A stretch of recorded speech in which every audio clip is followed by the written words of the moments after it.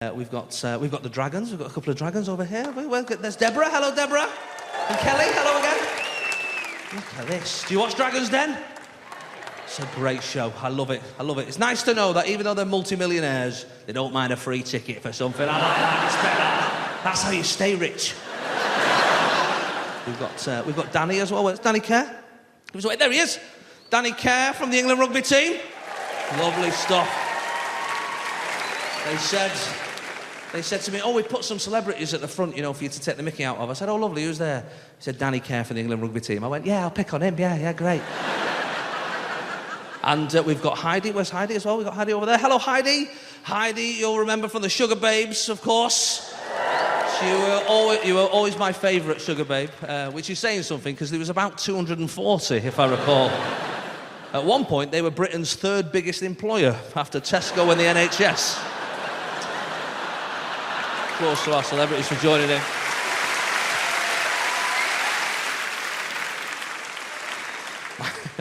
I've got twin daughters. My twin daughters are 5. I was in Scunthorpe one night. I'm not showing off. I get to some nice places. And I confused a woman with it. I was on stage. I said, has anyone else got twins? A woman went, yeah, I have. I said, lovely, how old are they? She went, 5 and 6. I was like, what's wrong with you? How have you done that? There's a weird moment with twins when they get to about 2, you just start to hate people with one kid. You see them in the park, you're like, oh, you're right there with your spare hand, yeah.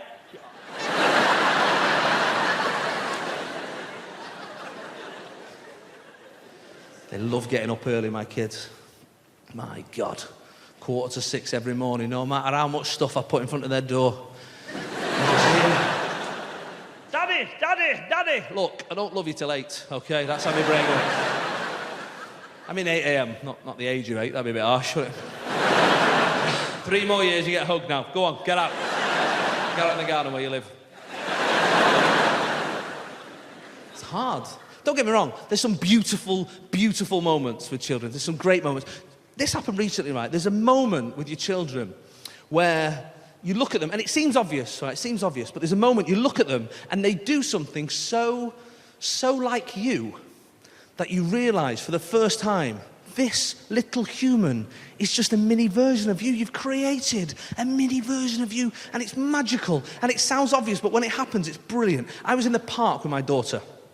She's 5 years old, and we're in the toddler park near the house, and it's got one of those toddler swings where, you know, the ones where you put your legs through, the kids put the legs through, not the normal swing that anyone can go on.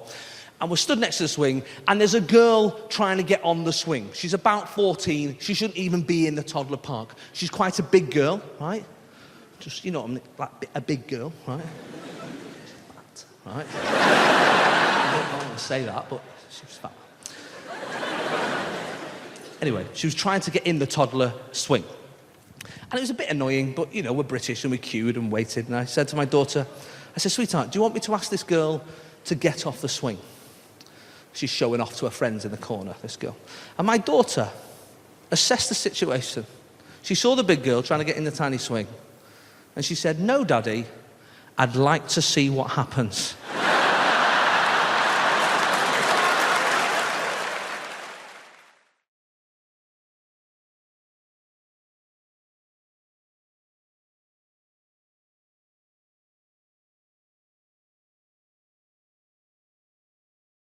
Going out, Monk, we're here. 1, 2, 3, hop. Hello. Hello. Oh, Carlo. Let's get rid of this shit. Yeah. No going back. No, there's no going back. So, what's that on your face? On my face? My microphone? Where's mine?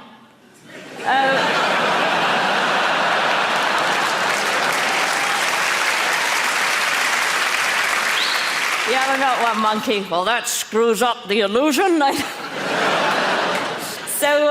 So, what are you going to do? I don't know, do you want to tell some jokes? Why did the monkey cross the road? Because he saw you standing behind him, rolling up your sleeve. That's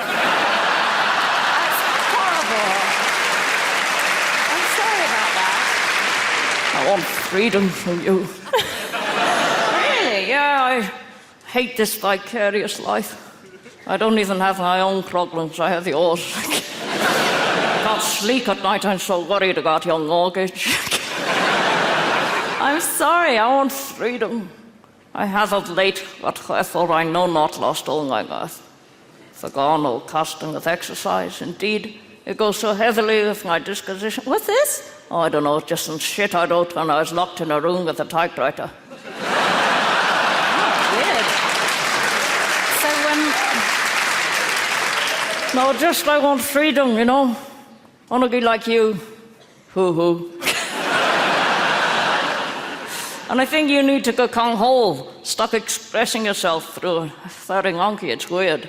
So what do you suggest? I suggest you let me control you. Just follow my instructions. Right, so what do I do? Get the bag. Okay.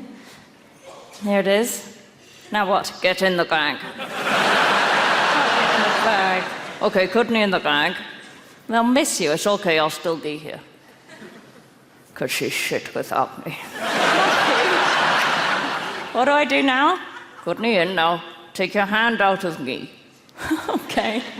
Oh, sweet Jesus, it feels nice and nasty at the same time. Okay. All right, my hand's out now. What do I do? Take your hand out the bag. Oh, I don't want to. Go on. Force yourself. Don't you like me naked? No. It's very disturbing, but it's very deconstructive. But I missed the monkey. I am the monkey, a schizophrenic bitch. What do I do? Talk to the hand. Don't want to. Put the bag down. Oh, I feel very exposed. I don't know about... What are you doing? I can't tell my arse from your elbow. I don't know if I can continue with this. It's doing my head in. Okay, then put this hand down by your side. But I'm still here. Where are you now? I'm in your mind. All right, Monkey, the laughter's got a bit uneasy. It's okay, you'll still get paid. I feel vulnerable. Are you ready for the final step? I'm not sure. What's the final step? I'm going to get on your face. Okay, Monkey, I don't like the sound of that. Stay where you are. Here I come. No, stay where you are. Here I come, here I come, here I am. Oh, at last I'm in the stupid cow. You're all a bit freaked out now, aren't you? It's quite a sweet voice on a little monkey, but with tits, it's bloody sinister. Thank you very much, that was Monkey. Here at the sink, right? And I've put a little thing here. It's like a bean tin, but it's got holes in it. So you put the cutlery in there, and it's all together then. You're not chasing it round, and the water comes out of the holes, so you just take it away, right? I watch them washing up, reach past this thing. They can see it, it's there. They would have to be blind in this eye and looking that way not to be able to see it. They travel the extra distance to lay the cutlery flat on the side. And I mean all the cutlery, including teaspoons. And not that way round.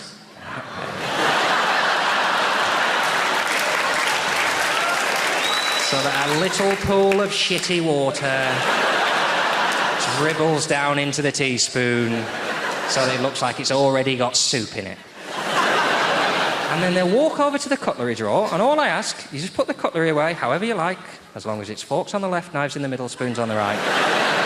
Teaspoons on the bottom facing to the left, steak knives on the far left. You can't fit the steak knives in the ordinary knife rack, they're too long. It's just they have to go in there. Lovely, sexy steak knives they are. Sexy jet black handle and a long serrated knife. They'll be putting it away, and they'll put some away, right? They go, oh yeah, they're going there, don't they? And then they just think, oh, bored of this. Doing it right. I'm going to put this one in the knife rack. And then I'm going to take the paring knife, and I'm going to put the paring knife in there as if they look anything alike. Fat, horrible grey handle on the paring knife. No serration on the blade. Little fat, stubby blade. And I think, how have you done that? But the only consolation I get is it's okay, because that's the one I'm going to kill them with.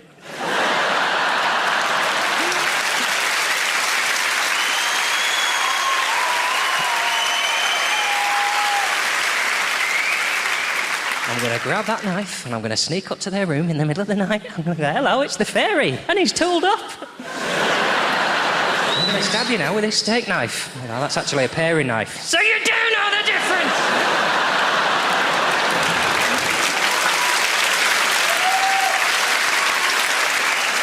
The reason that I need to be a better person is because I finally decided I think I want to have kids, right? It's taken me a long time. And what turned me was a really tiny thing. I watched a woman near where I live pushing a pram with 2 sort of toddler-age children in. And all I heard her say as she walked past, she went, well, cars aren't allowed to turn right all the time. Sometimes they have to go straight on. That was it. And I thought, my God, I want kids. Imagine being in the company of people to whom you could say a sentence that tedious, and their response will be, you blow my mind. So there's a road, but they're not allowed to turn into it. That is... So what, do they just move house to the end of the road then, do they? If you turn right twice, you'll end up back on that road. And why aren't you Prime Minister? I don't... You know everything. You're an incredible person. So I really want kids, but I can't have kids because I can't inflict myself on a child. Because I don't know what the line is between telling a child when it's doing something wrong so that it learns to do better and accepting that children can't do everything properly. I don't think I would draw that distinction. I think I would just always tell them that they were doing something wrong to the point of breaking their souls immediately. Oh, you're doing some colouring in, are you? Ah. I just wonder why you're carrying on with that, because you've got out of lines, haven't you? It's ruined. It's never going to be perfect now, is it? You might as well start again. Because it's not going on the fridge like that.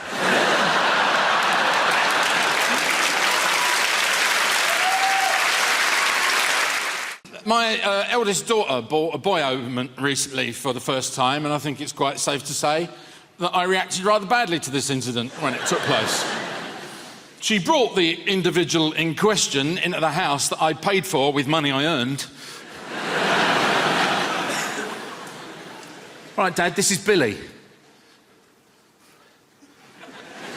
Yeah, Billy. Right, nice, yeah. Okay, yeah, Billy. Sweetheart, go and put the kettle on. Daddy's going to talk to Billy. She goes to the kitchen, she doesn't realise anything's wrong, and I start reversing this little bastard around the house. Because when you're my size, you can reverse smaller men. They just back off you like that. So eventually I get Billy into a wall. He can't go any further. And I'm like, William.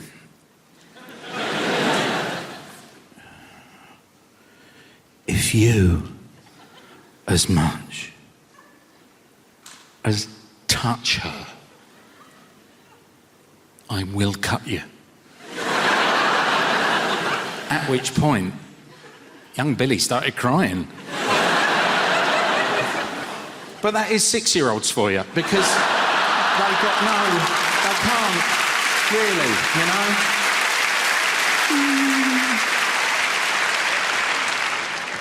That was the joke. This is the true version of events. How can I start this? Okay. So, the other day, my wife and I had a meeting that I did not know was a meeting. I got in, and there was tea, and there was biscuits. And I thought, brilliant. And I sat down and I'm drinking, oh, Viscounts, I love them. Oh, didn't even take the foil off. Oh, these are, oh my, love a Viscount. And she goes, yeah, we got to have a chat about Emily. I'm like, yeah, all right, yeah, what's going on? She goes, yeah, she's having a sleepover on Friday. And I should have pointed out earlier that this is just after my daughter turned 16. That's a very important number to bear in mind. She said, yeah, Emily's having a sleepover on Friday. I went, all right, do you want me to buy pizzas? No. Because there's only one person coming. Oh, right. Right, shall I just buy one pizza? Stop talking about pizza.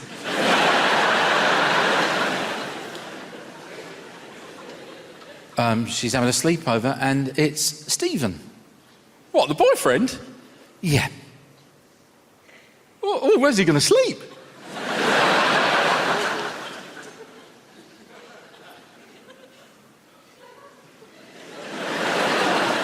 In Emily's room. Where's she gonna sleep? I don't know how you guys got here tonight. I squatted down, put my head between my knees, and fell forward. That's how I roll.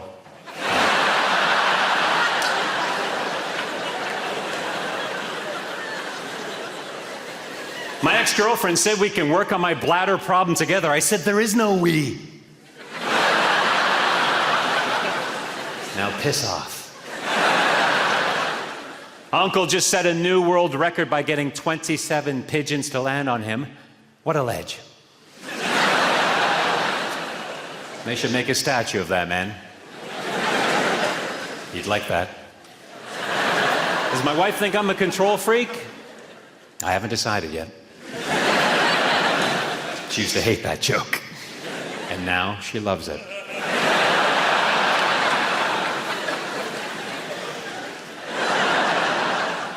The other night at a party, my wife got drunk and told everyone she invented the echo. I said, listen to yourself.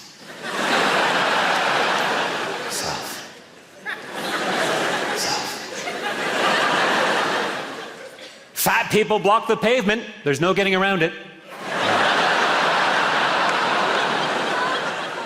Ever take a shit so big you needed a midwife?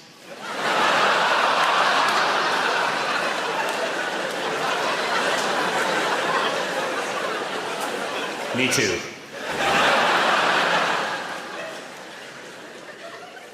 Unfortunately, the blueprint to my honey farm was destroyed.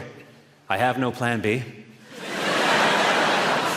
In some circles, I'm considered the inventor of the hula hoop. People who reinforce their own country's negative stereotypes. What's that all about? Hey? Hey? Gets me so angry I want to just throw down my jar of maple syrup and crawl out of my igloo, pick up my ice hockey stick and club a seal. Or a moose. Or Justin Bieber.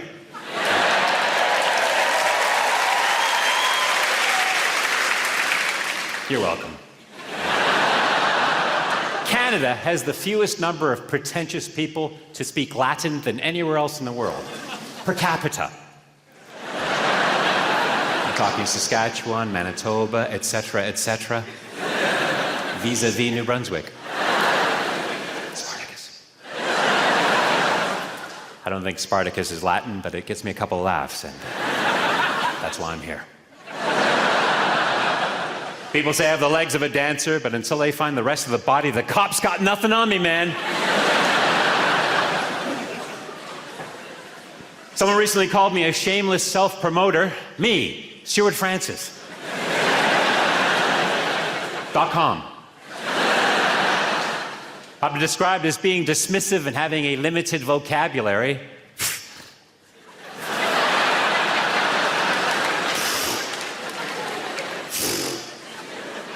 Women. People say I'm a plagiarist. Their word, not mine.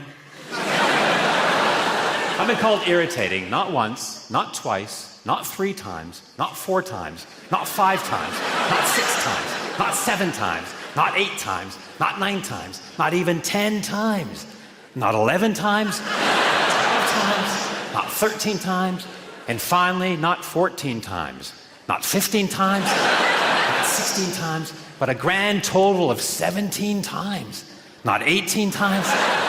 Sometimes you've got to knock a routine on the head because it's been won. Some audience member has just nailed it and nothing will ever be as perfect as... I was in Killarney, right? And I had a routine about stupid things you do on your holidays, right? Where I would generally ask the audience, hey, what's the stupidest thing you've ever done on your holiday, right? This guy gave an answer that I frankly, I should have given him a diploma at the end of it, because it was such a sweet, beautiful, perfect, it was lovely as a short thing. And comedians love brevity, by the way. We love that, just beautiful. They love it. Like, it's like Twitter.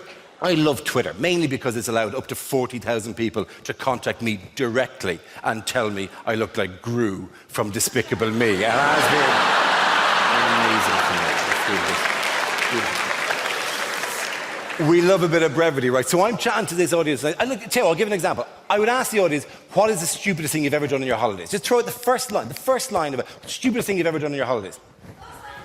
Lost your passport. Brilliant. First example of it. Lost your passport. Standard kind of answer. Give me another one.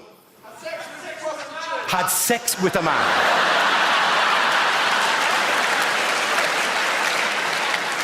A surprisingly common response.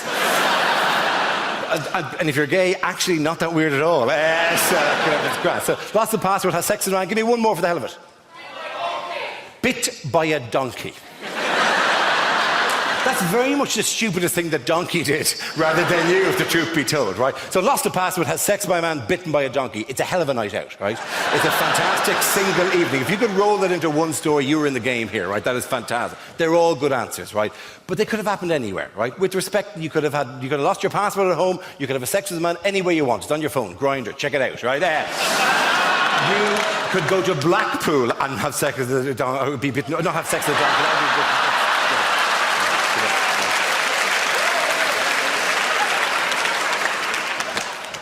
Don't go to Blackpool and have sex with a donkey, right? Of all the things I'm going to... if you take anything away from tonight's show, let it not be that, oh yeah, Blackpool, oh, you can ride the donkeys. For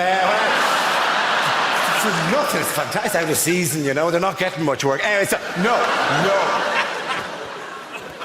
You just got to go with this stuff when it happens, right? No, they're all fine things, they're grand stuff. I walked out in Killarney and I said, what is the stupidest thing you've ever done in your holidays? And a man in the front row just raised his hand and went, I kicked an armadillo.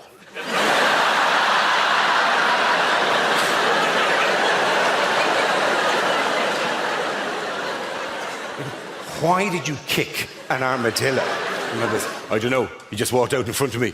I didn't know what to do. He was on a nature trek with a local guide sympathetically showing him the wildlife. Literally, there's a man at the front with a tree going, if you look up there, you can see that's the nest of the... And let's just pull back the bush. And now, can you see the tracks of the... as it walks through the... And he's at the back, just minding his own business. And an armadillo walked out in front of him. And he just panicked and went, Jesus! And boom, hoofed it. Properly caught it with the instep. Fum, fam, right? Lifted it over a tree. Converted the armadillo, right? Now, I have no idea what I find more delicious about story, right? The face of the tour guide going, don't kick the wildlife. Was that not obvious in the general tone of what we're doing here today?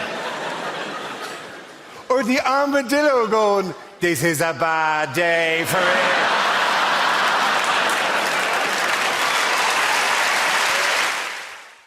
Tommy, you can tell me, did I get unlucky? What would be, I know you're a builder, not an electrician, but you can still answer this question. What would be your absolute record in a row for not turning up when you promised you would?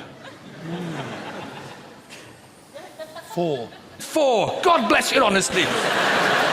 Because my electrician, did I get unlucky? Because 14 times he didn't turn up when he promised he would, right? 14 times, incidentally, where I sat on my ass watching shit daytime television. No offence, Tommy, right? But I sat on my ass twiddling my thumbs watching shit daytime television. Presumably he did exactly the same thing round at his house. But then he finally came, right? And this is, have you ever seen anything this incompetent, right? Because I'm 43, and I've sort of, I've travelled the world, I've seen a thing or two, but I have never seen anything this shit. I've never seen anything this incompetent in any area of life, right? Because this electrician came, and he fitted what do you call, double plug sockets.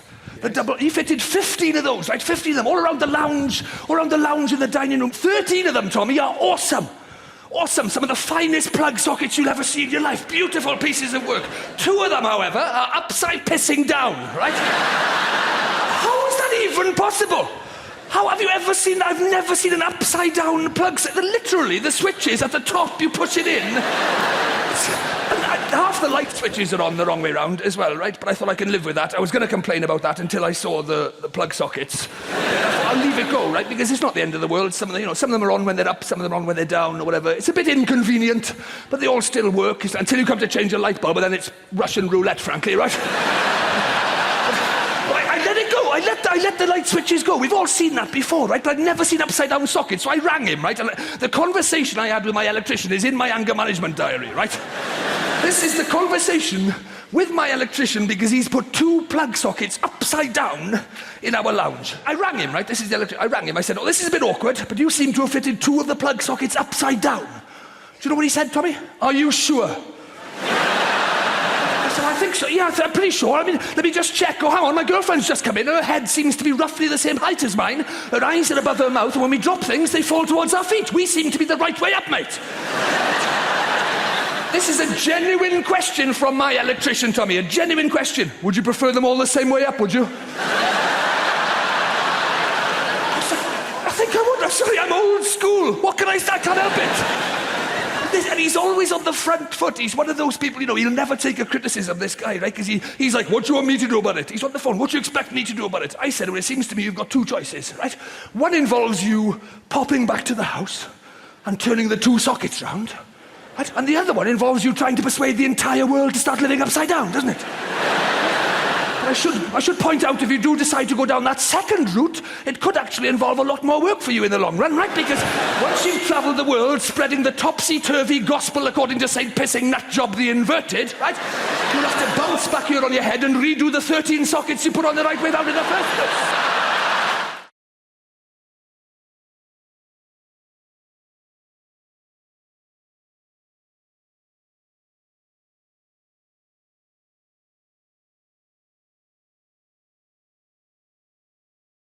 We've moved now. We've moved to a place called Pinner.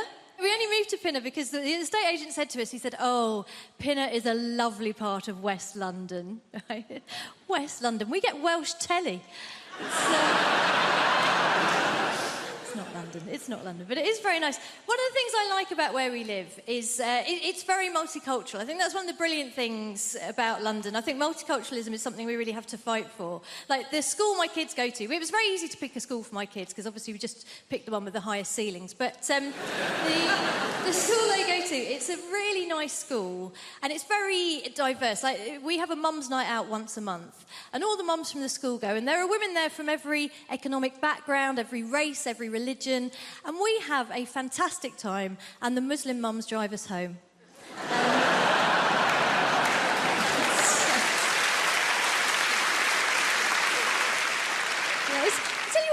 It is nice. I had an incident the other day, though. I was walking down the street near where I live, and it was one of those sunny days, one of those days that remind some van drivers that women have breasts. You know, one of those. And I was walking down the street, and there was a van drove up and slowed down, and two guys leaned out of the van, and they were in classic kind of leching position. And I knew they weren't going to be looking at me because I am 44 years old. And in fact, my older friends, when I was turning 40, they said, oh, being over 40, it makes you invisible, right? And I have found, yes, that is true, but the brilliant thing is it mostly makes you invisible to dickheads.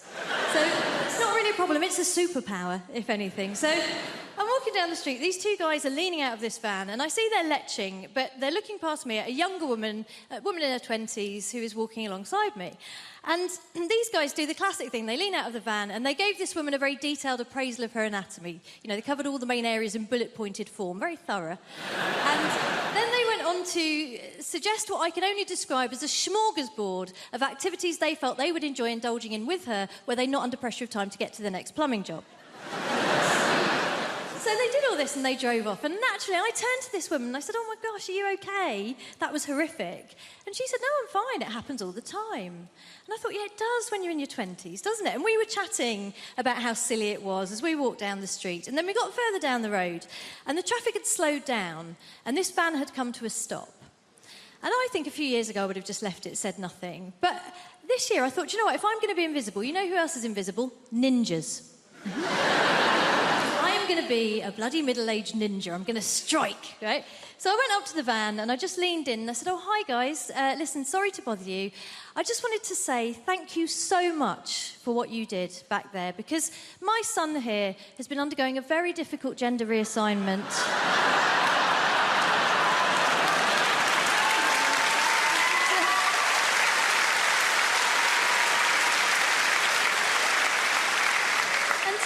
He's been worried that it's not going that well, but what you did back there really made him feel like a proper woman.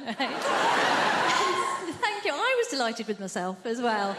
But what was really special was that then the young woman next to me leaned in beside me and in the deepest voice I've ever heard, just went, yeah, thanks, guys.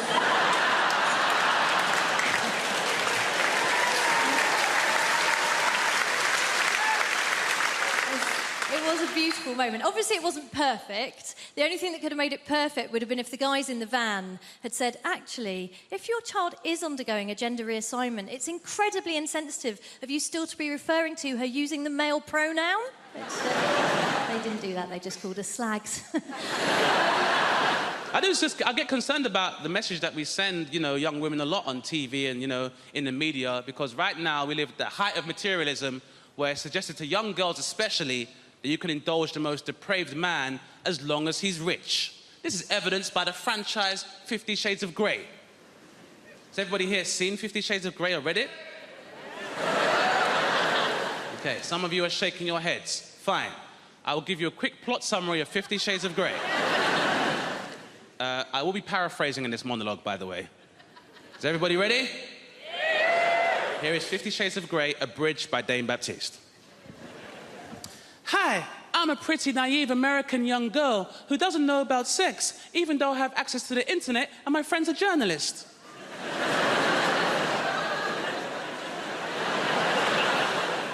Mr. Grey, you seem so mysterious and rich. Can I interview you? That's right, baby. I am mysterious, and I'm rich as hell. Can I put a pineapple in your ass?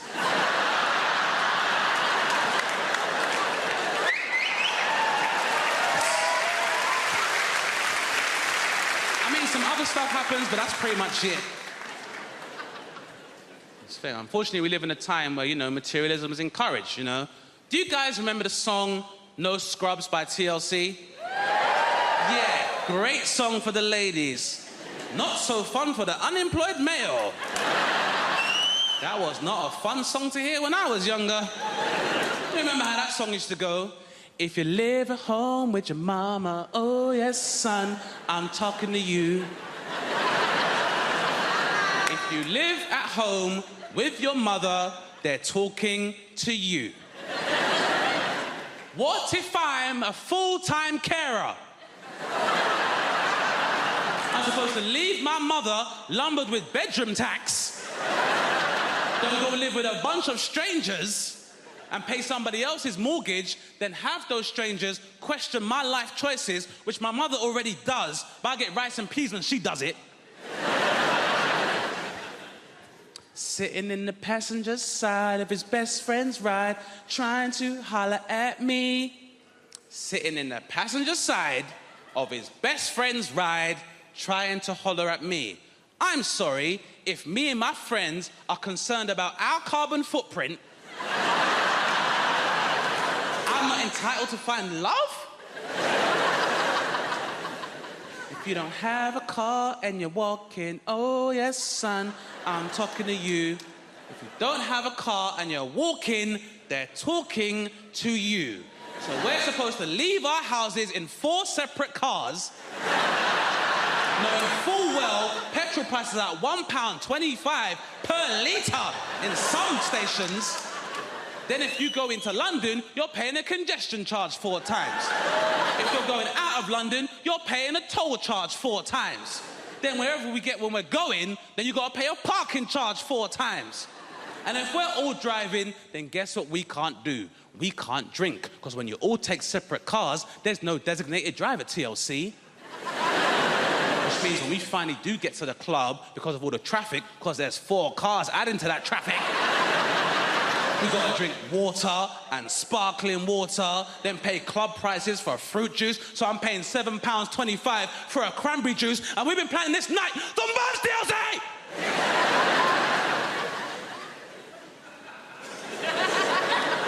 The problem is the builders, my dad's mate, he's a proper geezer, proper South East London geezer. One of those builders that, that walk, just walks like that, his legs like he's got a pool table between his legs.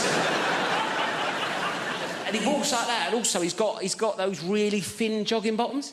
Those like grey jogging bottoms that builders wear. I don't know where they get them from. They're so thin, and it just grabs onto anything that's there. It's just, I feel like I'm getting stared out by his knob and balls as he comes in. And at some time, it's weirder than him being naked. I don't know why. It feels more intrusive. He's like, hello, son, what we got here? I don't know. Everything's... Walking around like that. I reckon I could draw his knob and bollocks from memory better than mine. So he's coming like that. And I'm like, oh, God. I go, do you want a cup of tea? He goes, yeah, I'll have a cup of tea. I went, how many sugars? He went, 13. That's not a cup of tea anymore, it's a pudding. That's an Angel Delight of a tea bag, innit? 13 sugars, I'd our mate sticking it in. It's about £3 worth of sugar. He's only come round for a quote, it's already cost me. I put 14 in to test him. Give it him. He went, it's a bit sweet, isn't it? You winding me up, you know me on 13, you greedy bastard. Old type 2 Terry's come round and it's a bit sweet for him, is it? When are you going to do this job? I want it done before your foot comes off, all right?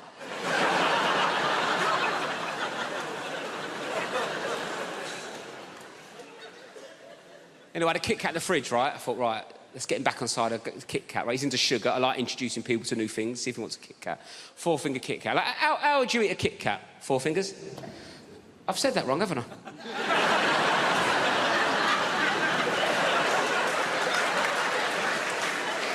I thought you looked at me funny. Sorry, I said that like it was your name.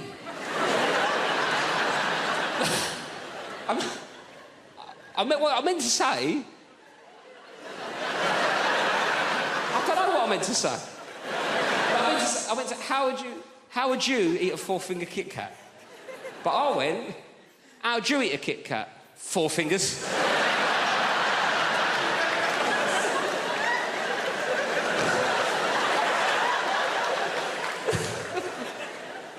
Oh, hello, 4 fingers, how's it going?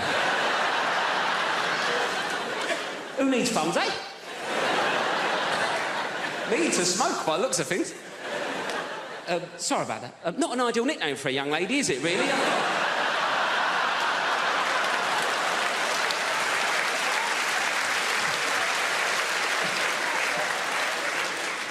So what would you do? 1 finger at a time? Is that what you'd...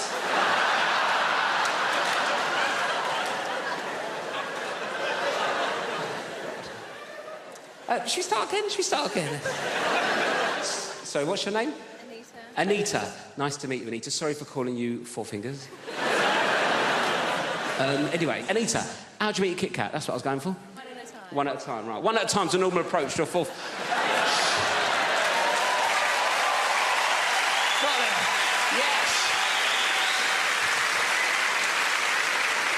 Anyway, 1 at a time's the normal approach to a 4-finger Kit Kat, isn't it, right? I gave this builder a 4-finger Kit Kat.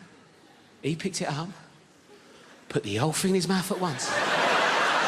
Bit into it like he was eating a bun. Dirty ogre sugar bitch. What kind of animal is one popping a 4-finger Kit Kat? I said, what do you want? He goes, I want a cat.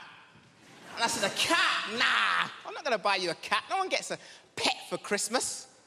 And you know what happened? I'll tell you what happened. There was a mouse. A little mouse. It came into the house and the girlfriend, she saw it. She goes, ah! What's he doing in here? What's he doing in here? We've got a mortgage. Like, that's got to do with anything. Like, all the mice is outside there. It's like, hold on, guys, before we go in there, we need to see if this is rental accommodation first.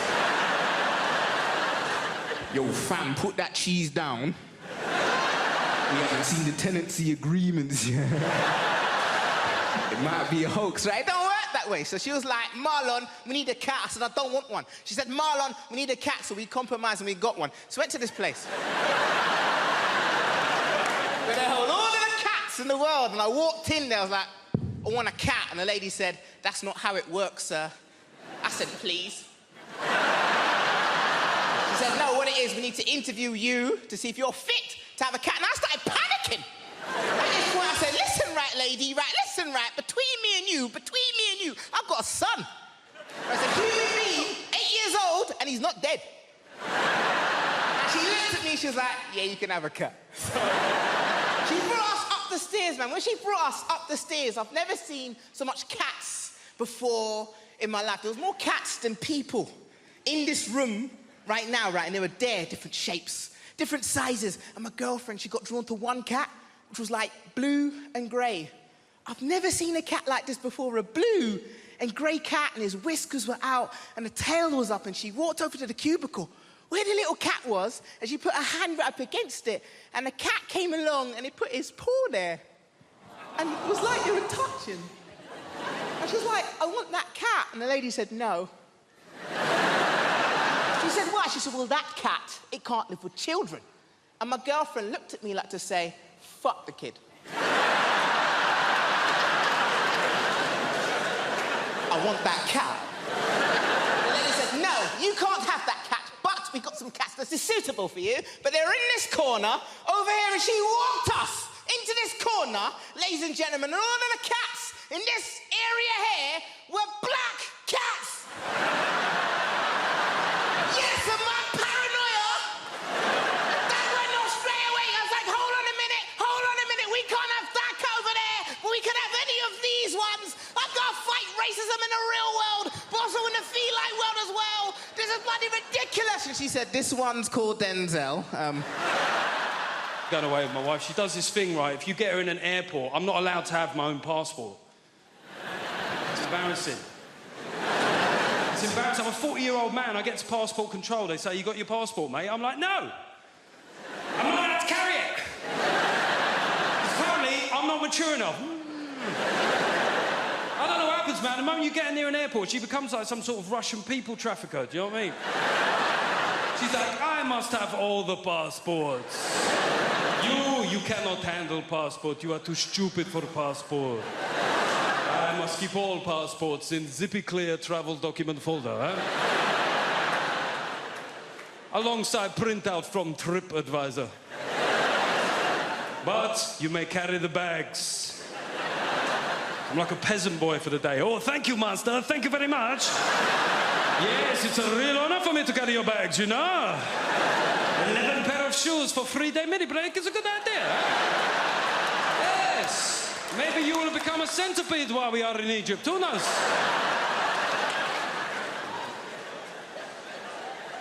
I went on a stag do recently. I went to the Munich Beer Festival. Has anybody here been to the Munich Beer Fest? Seemingly everybody.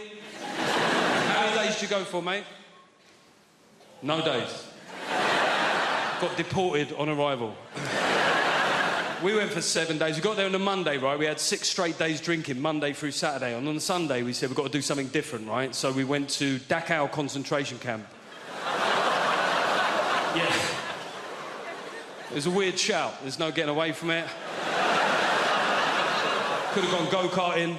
I said, no, let's do some World War II here. It took a long time to get there, and when we got there, it was shut. Now, yeah, it felt inconvenient. However, given the wider backdrop of historical suffering, I didn't necessarily think that my inconvenience was that big a deal, right? So I just thought I'll take it on the chin.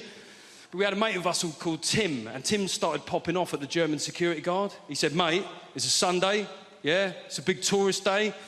It's outrageous that it's shut. I said, to be fair, it's outrageous that it was ever open, you know what I mean? It's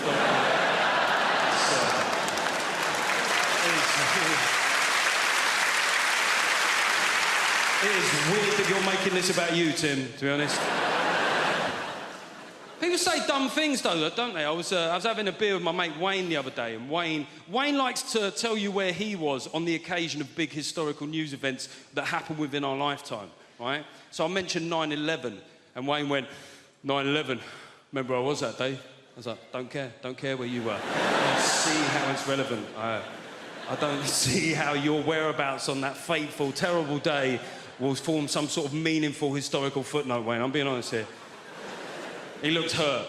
He went, I went, all right, where were you? He went, karate. I went, see, that's exactly the sort of trivial shit I was worried about, Wayne. He said, well, you know, I was in New York 6 months before that. Makes you think, doesn't it? I was like, no. No. To be honest, all it makes me think is I wish you'd been there 6 months later. Sorry.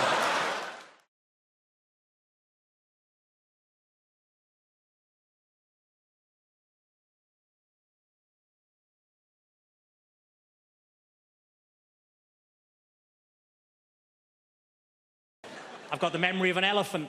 I remember one time I went to the zoo and saw an elephant.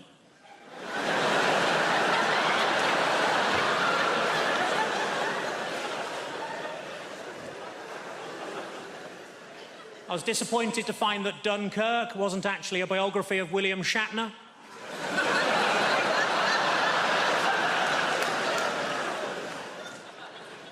I accidentally kicked my dog early and it bit me on the bollocks. My mate said it's karma. I said, no, if anything, it's even more angry.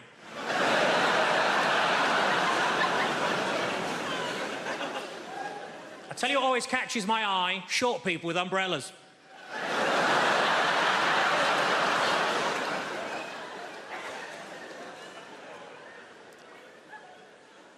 I put on a lot of weight, so I rang up Weight Watchers. I said, it's an emergency, can you send somebody round? And they said, yes, we can, we got loads of them.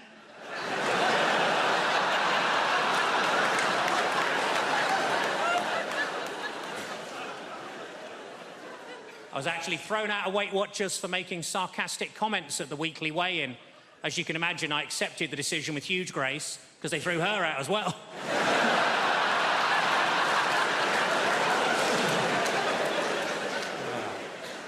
I was watching TV, the announcer said there's a documentary about the clitoris on the red button, but I couldn't find it.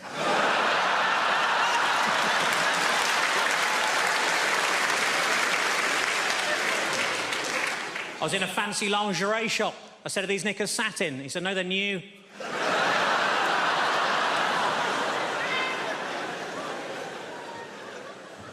I didn't know what to get my little niece for Christmas, so I asked my sister what she's into. Apparently at the moment she's mad about frozen stuff, so I got her some oven chips and peas.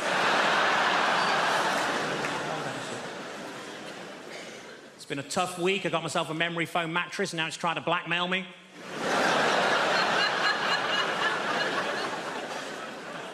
As a child, I was made to walk the plank. We couldn't afford a dog.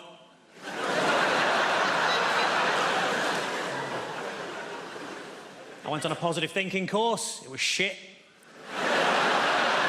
You would be.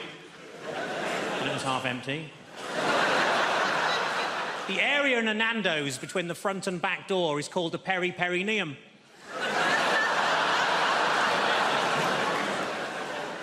What I like most about that joke is that people who know what a perineum is usually haven't heard of Nando's.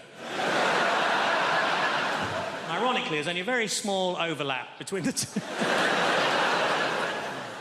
The doctor told me to lose some weight. I said, how? He said, don't eat anything fatty. I said, what, pies, chips, that sort of thing?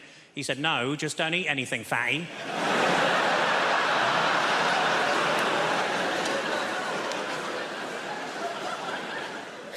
Old lady names are very much back in fashion at the minute, like Lily or Elsie or Rose, and we wanted something like that for our daughter, but we couldn't decide, so in the end we just called her Nan.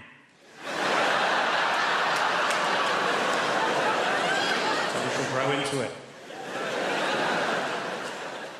As much as you want to save animals, I'm pretty sure you're not going to do it by buying cosmetics. Pretty sure you can't walk into the body shop and buy some burdock root peppermint oil foot scrub, and some little badger somewhere in Scotland is going to go, wow, I feel a whole lot better about my life right now. Somebody's buying that burdock root peppermint oil foot scrub. I don't see the point in testing cosmetics on rabbits anyway, because they're already cute. Slather some lip gloss and eyeliner all over. Now they're all gussied up like some $3 whore. There's no dignity in that for a rabbit whatsoever. You want to test out cosmetics? Test them out on big game, because they stink. Get up under a hippopotamus there and get some roll-on deodorant under his armpit. See how fresh and self-assured he stays all day, huh? Little lip gloss on a beaver. Real beaver. Stay with me, fella. Real beaver. Right? Dam-building, log-eating beaver. If he's charged through 60 logs and he's still wearing that lip gloss, that's some damn good lip gloss right there, ladies and gentlemen. You know this whole thing about, you ever meet someone famous and you tell your friends, and then they say, well, what was he like? Because all they really want to hear is that he was a prick. So they like to say Tom Cruise is the nicest guy in Hollywood. And I always think, well, if I was making $8 million a film, I'd be nice too. Jesus Christ. But I'm not sure he is that nice. Because I always read these articles about how he's so insular and he's into his Scientology and he, stays at a hotel, won't make eye contact with anyone in the hotel because he doesn't want to talk about the plots to his new films. Apparently, as if staring Tom Cruise in the face, he would just crack under pressure. What are you staring at? Hey, you want to hear about my new film? Seen a Tom Cruise film like he couldn't figure out the plot in about 18 seconds? Oh, Christ. He's a cocktail maker. He's a pretty good cocktail maker, too. Till he has a crisis of confidence and can't make cocktails anymore. Then he meets a good-looking woman who talks him into being a better cocktail maker. A riveting piece of cinema that was. Then he's a race car driver. Pretty good race car driver, too. Till he has a crisis of confidence. Can't race cars anymore. Then he meets a good-looking woman who talks him into being a better race car driver. Then he's a jet pilot. Some of you are starting to see a pattern emerge here. Pretty good jet pilot? Yes, he was. Till he had a crisis of confidence, couldn't fly jets anymore. Then I believe he met a good-looking woman who talked him into being a better jet pilot. Then he was a sports agent. Then he was the brother of a retarded guy. He was a pretty good brother of a retarded guy till he had a crisis of confidence and wasn't so sure he was such a good brother of a retarded guy. Then he met a good-looking woman who talked him into being a better brother of a retarded guy. Then he was some kind of, I don't know what he's in now, War of the Worlds. Maybe he fights the world. You know what? I'll bet he's a pretty good world fighter. But at some point he'll probably have a crisis of confidence. He's going to meet a good-looking woman who convinces him it's okay to fight the world. Could be a Scrabble player for all I care. He's a pretty good Scrabble player. Till he draws all vowels. Has a crisis of consonants. And he meets a lovely Welsh woman who teaches him a lot of words he's never heard before. It's lovely to be here. I've come all the way from Brighton. Just in case you're wondering what this haircut is about. Might be a new face for some of you people. Don't panic. The BBC invited me here because they needed a beige lesbian. So I'm just here to tick some boxes. Not your box, madam. Just a metaphorical box. I'm half Spanish. That's what's happening there. I've got a Spanish mum. And she lives here in the UK. It's all very legal. She's lived longer in the UK than she's ever lived in Spain, but the brilliant thing about my mum is that she's never lost her accent. She's done very, very quickly. She's done lost the words she cannot pronounce. Lost the words she cannot pronounce, huh? My favourite word that my mum's never been able to pronounce is my brother's name. Not even a difficult name. His name's Stephen. I don't know if you've noticed this, Spanish people, any word that begins with the letter S, they struggle, right? So my mum doesn't call him Stephen, she calls him Steven.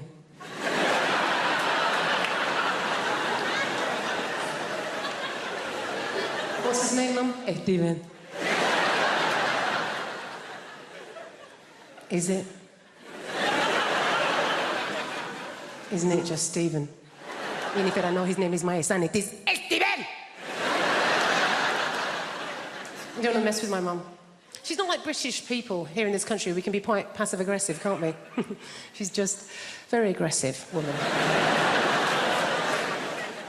I don't know how my mum's never really coped in this country, and I think it's because, like a lot of Mediterranean people, she's quite loud, yeah? She's got one volume. It's like this. Hello!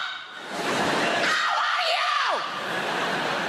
Whereas in this country, particularly if we're middle class, we tend to be low talkers, don't we? We don't like to raise our voices, do we? Why? Because we've got money.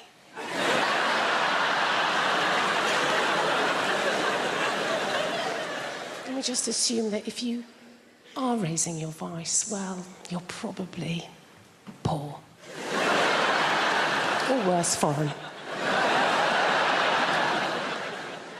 Great thing about having a Mediterranean mum is they feed you. Oh, my God. She's always feeding. That's her way of showing that she loves her children, is to feed us. You know, I can remember going around friends' houses, you know, like English mums. Go around an English mum's house and the conversation with mum's more like this. I think you've had enough. My mum will feed you till you puke.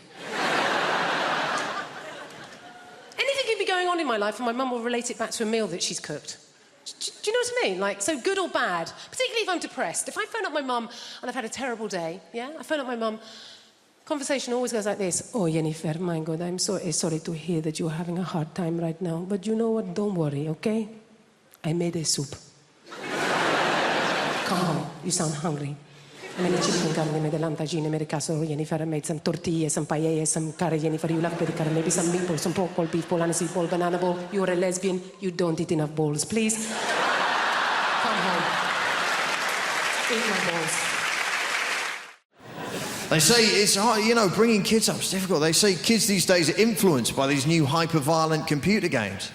And that's nuts, isn't it? If we've been influenced by the computer games from our childhood, we'd have to go around going like, beep,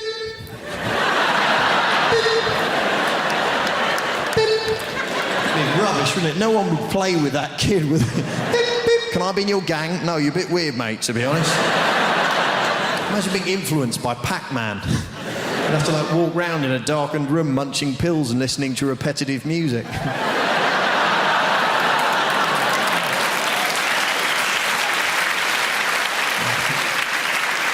The younger people laughing and clapping, the older ones going, who is this Pac-Man you speak of? It's not one of the rough boys from the estate, is he? There were some rough kids where I live, and they're not being rough, they're just being confusing. You know, you come out of your house, they go, yeah, your mum makes gravy for leopards, innit? Yes, I believe she does. She does a lot of charity work. These are scary kids. Even the dirty old men are scared of these kids. See them turn up in their car, put the window down, like, hello, little boy, do you want a sweet? The kid's like, what sort of sweets have you got? Said it best be good if you come on here and trouble me with your sweetie talk, right? You don't want any mojo or drumstick rubbish, you get me? You must have a serious sweetie offer for me, boy. Blokes panicking. I was like, well, I've got bonbons. I wasn't sure what to bring, to be honest. Dib-dab there, and a wham-bar. Wham-bar, your sweets are rubbish, man. Shut up. No. Wham-bars used to be big like that. Now they're small, innit? So you're going to have to do better than a wham-bar if you want to see my dick, right? Hey, man, look at your car driving a Saab. You got no pride. Get out, you wham-bar, bitch. Next pervert, please. What kind of sweets have you got, Sweaty? What do you mean, Neverland? Yeah.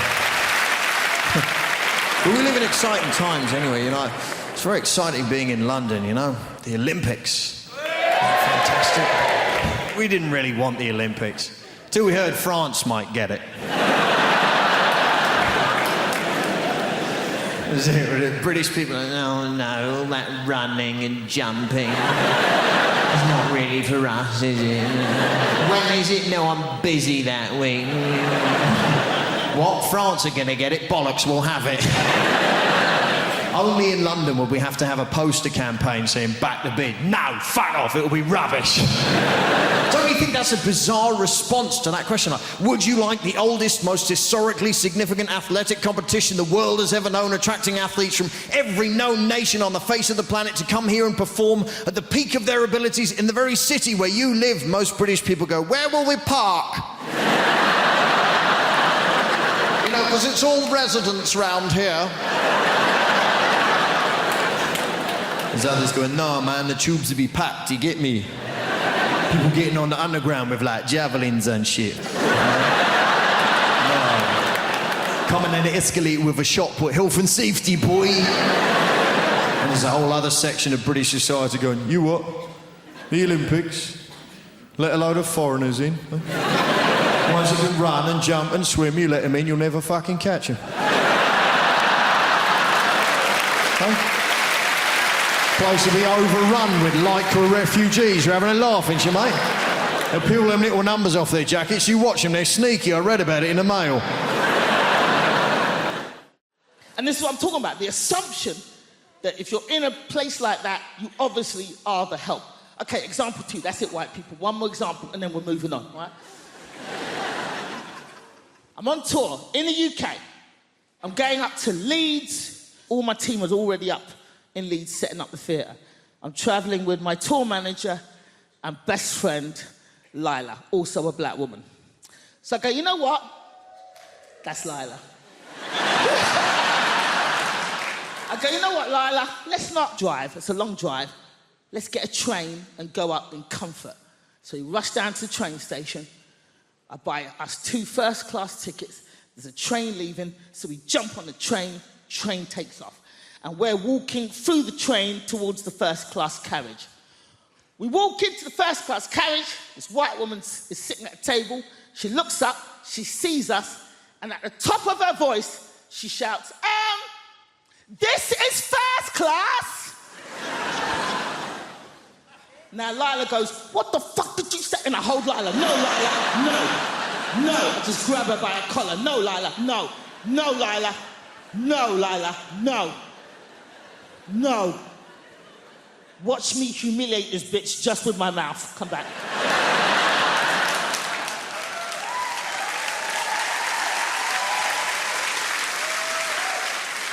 So at the top of my voice, I say, thank you, lady. But what was it about us that made you assume that we didn't belong in the first-class carriage? She starts to fumble. Everybody on the train just kind of leans out from behind their seats.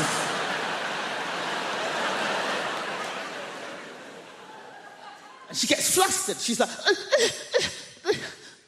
And then all she could think of was like, I thought you were lost. And I was like, how'd you get lost on a moving train going in one direction, bitch? How? Now, this woman was not alone. She was with her husband. Her husband was sitting opposite her at the table, same table. But we did not see her husband's face for this entire confrontation because the entire time he was hidden behind the newspaper, just... His hands never came down. All we saw were his knuckles just gripping that paper. And they were in their 60s. So they'd obviously been married a long time, and he's behind that newspaper going, ah! Nosy, big-mouth cow! 30 years we've been married, and every day of those 30 years I've said, mind your own fucking business!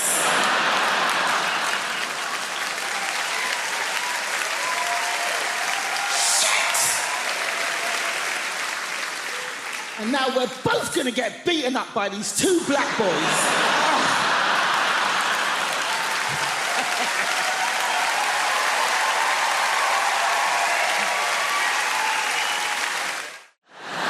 I am quite impressed at the number of sports that have been adapted for disabled people, though. It's nice that they are so inclusive these days. I reckon we should go further and adapt versions of classic board games as well. You could play a very special edition of Guess Who, where all the characters had disabilities. No one would ever win, because everyone would be too afraid to describe their character in case they crossed the fence. The questions would be fun as well. Is your person incontinent? Does your person have crayon around his mouth? Does your person have trouble speaking properly? Is your person Danny Dyer?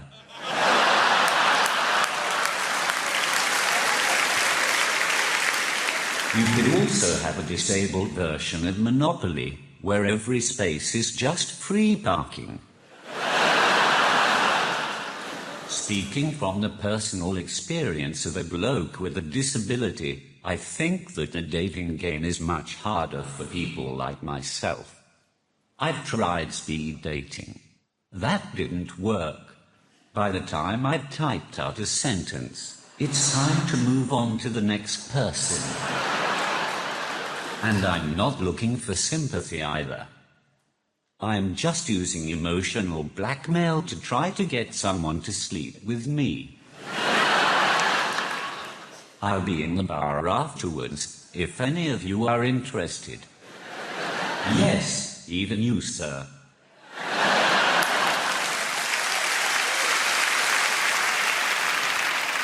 One of the main problems I have with dating is that I find it hard to approach girls in the traditional sense.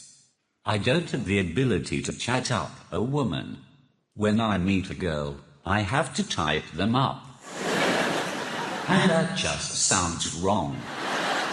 You type up your dissertation, you type up your will, and you type up your letter to your grandma. There's nothing sexy about being typed up.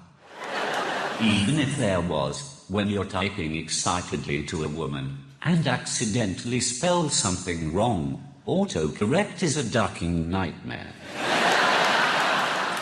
For example, I once asked a girl if she had a pen I could borrow, so I could write down her number. I didn't expect it to say, "Can I borrow your penis?" So you can imagine my surprise when she pulled it out right in front of me. It's at this point in my set when I like to remind people that I'm not related to Stephen Hawking in any way. In fact, the closest I have ever come to being Hawking is when I went to see The Theory of Everything at the cinema. It's the movie about Stephen Hawking and his life. I didn't go to watch it, though. I just went so that I could sit at the back, say random sentences on my iPad, and fuck with the rest of the audience.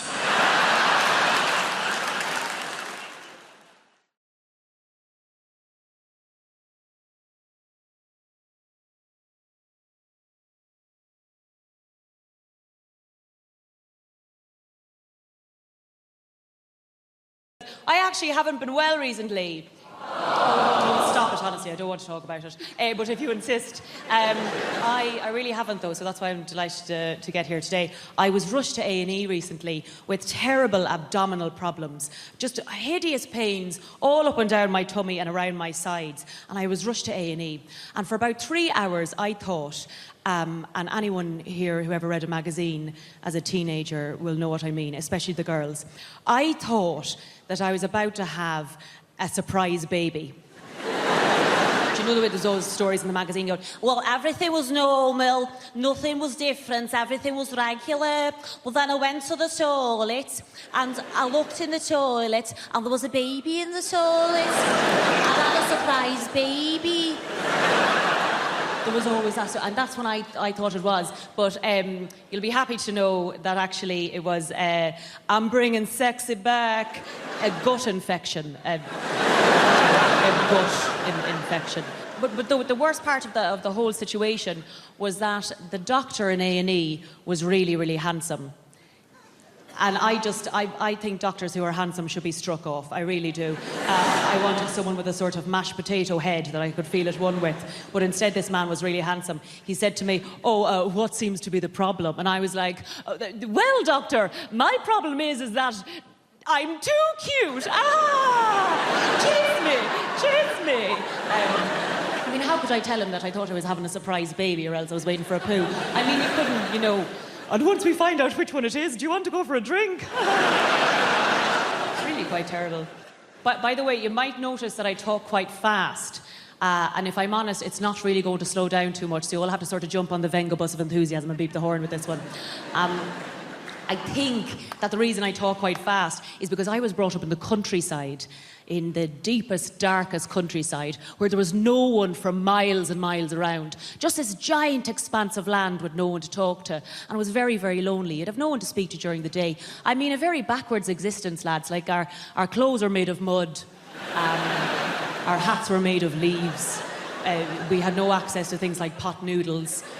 We just had to sort of pour boiling water on top of birds' nests. We didn't feel like cooking one evening. A really backwards existence. And crows everywhere. Crows. In the city, there's pigeons everywhere, but in the countryside, there's crows everywhere. And it makes everything you do seem really ominous. You'd open the window and it'd be like, wah, wah, wah, wah. Well, that seems a bit ominous. You know, you'd be standing innocently over a dead body in a field. Oh, God, this one seems a bit ominous. But the reason that I think I talk quite fast is because I'd have no one to talk to during the day. And so some days, the only person you'd have to talk to would be a passing car flying along the road. So you had to learn to talk fast if you wanted to talk to anyone. You'd be like, hi, how's it going? Oh my God, come back and talk to me. Do you like my new dress? Steve, be my friend. This sort of thing. Some days you'll be waiting for a tractor to come along, because you get more time out of a tractor, you see. You get to talk to them for longer. You'd be like, hi, how's it going? Do you like Sesame Street? I like Sesame Street. Oh, you do like Sesame Street? Sometimes I think Big Bird might not be a big bird, but he might just be a man in a suit. I know it sounds bad, but I have my suspicions. Goodbye, come back. Here at the sink, right? And I've put a little thing here. It's like a bean tin, but it's got holes in it. So you put the cutlery in there, and it's all together then. You're not chasing it round, and the water comes out of the holes, so you just take it away, right? I watch them washing up, reach past this thing. You can see it, it's there. They would have to be blind in this eye and looking that way not to be able to see it.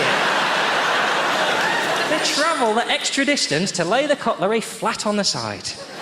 And I mean all the cutlery, including teaspoons, and not that way round.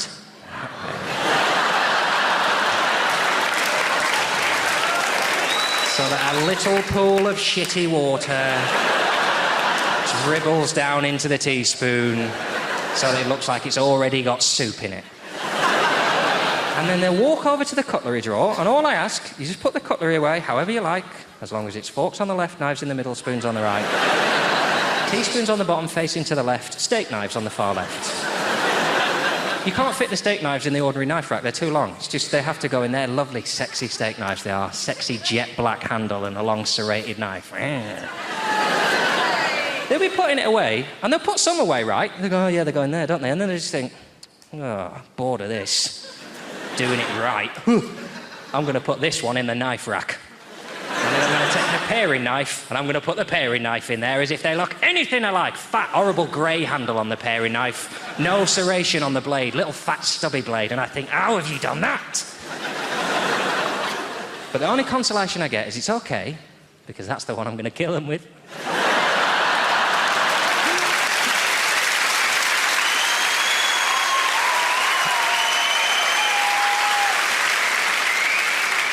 I'm going to grab that knife and I'm going to sneak up to their room in the middle of the night. I'm going to go, hello, it's the fairy, and he's tooled up. I'm going to stab you now with this steak knife. You know, that's actually a paring knife. So you do know the difference!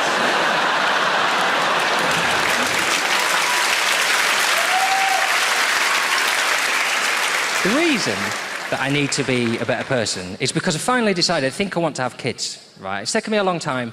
And what turned me was a really tiny thing. I watched a woman near where I live pushing a pram with two sort of toddler-aged children in. And all I heard her say as she walked past, she went, well, cars aren't allowed to turn right all the time. Sometimes they have to go straight on. That was it. And I thought, my God, I want kids.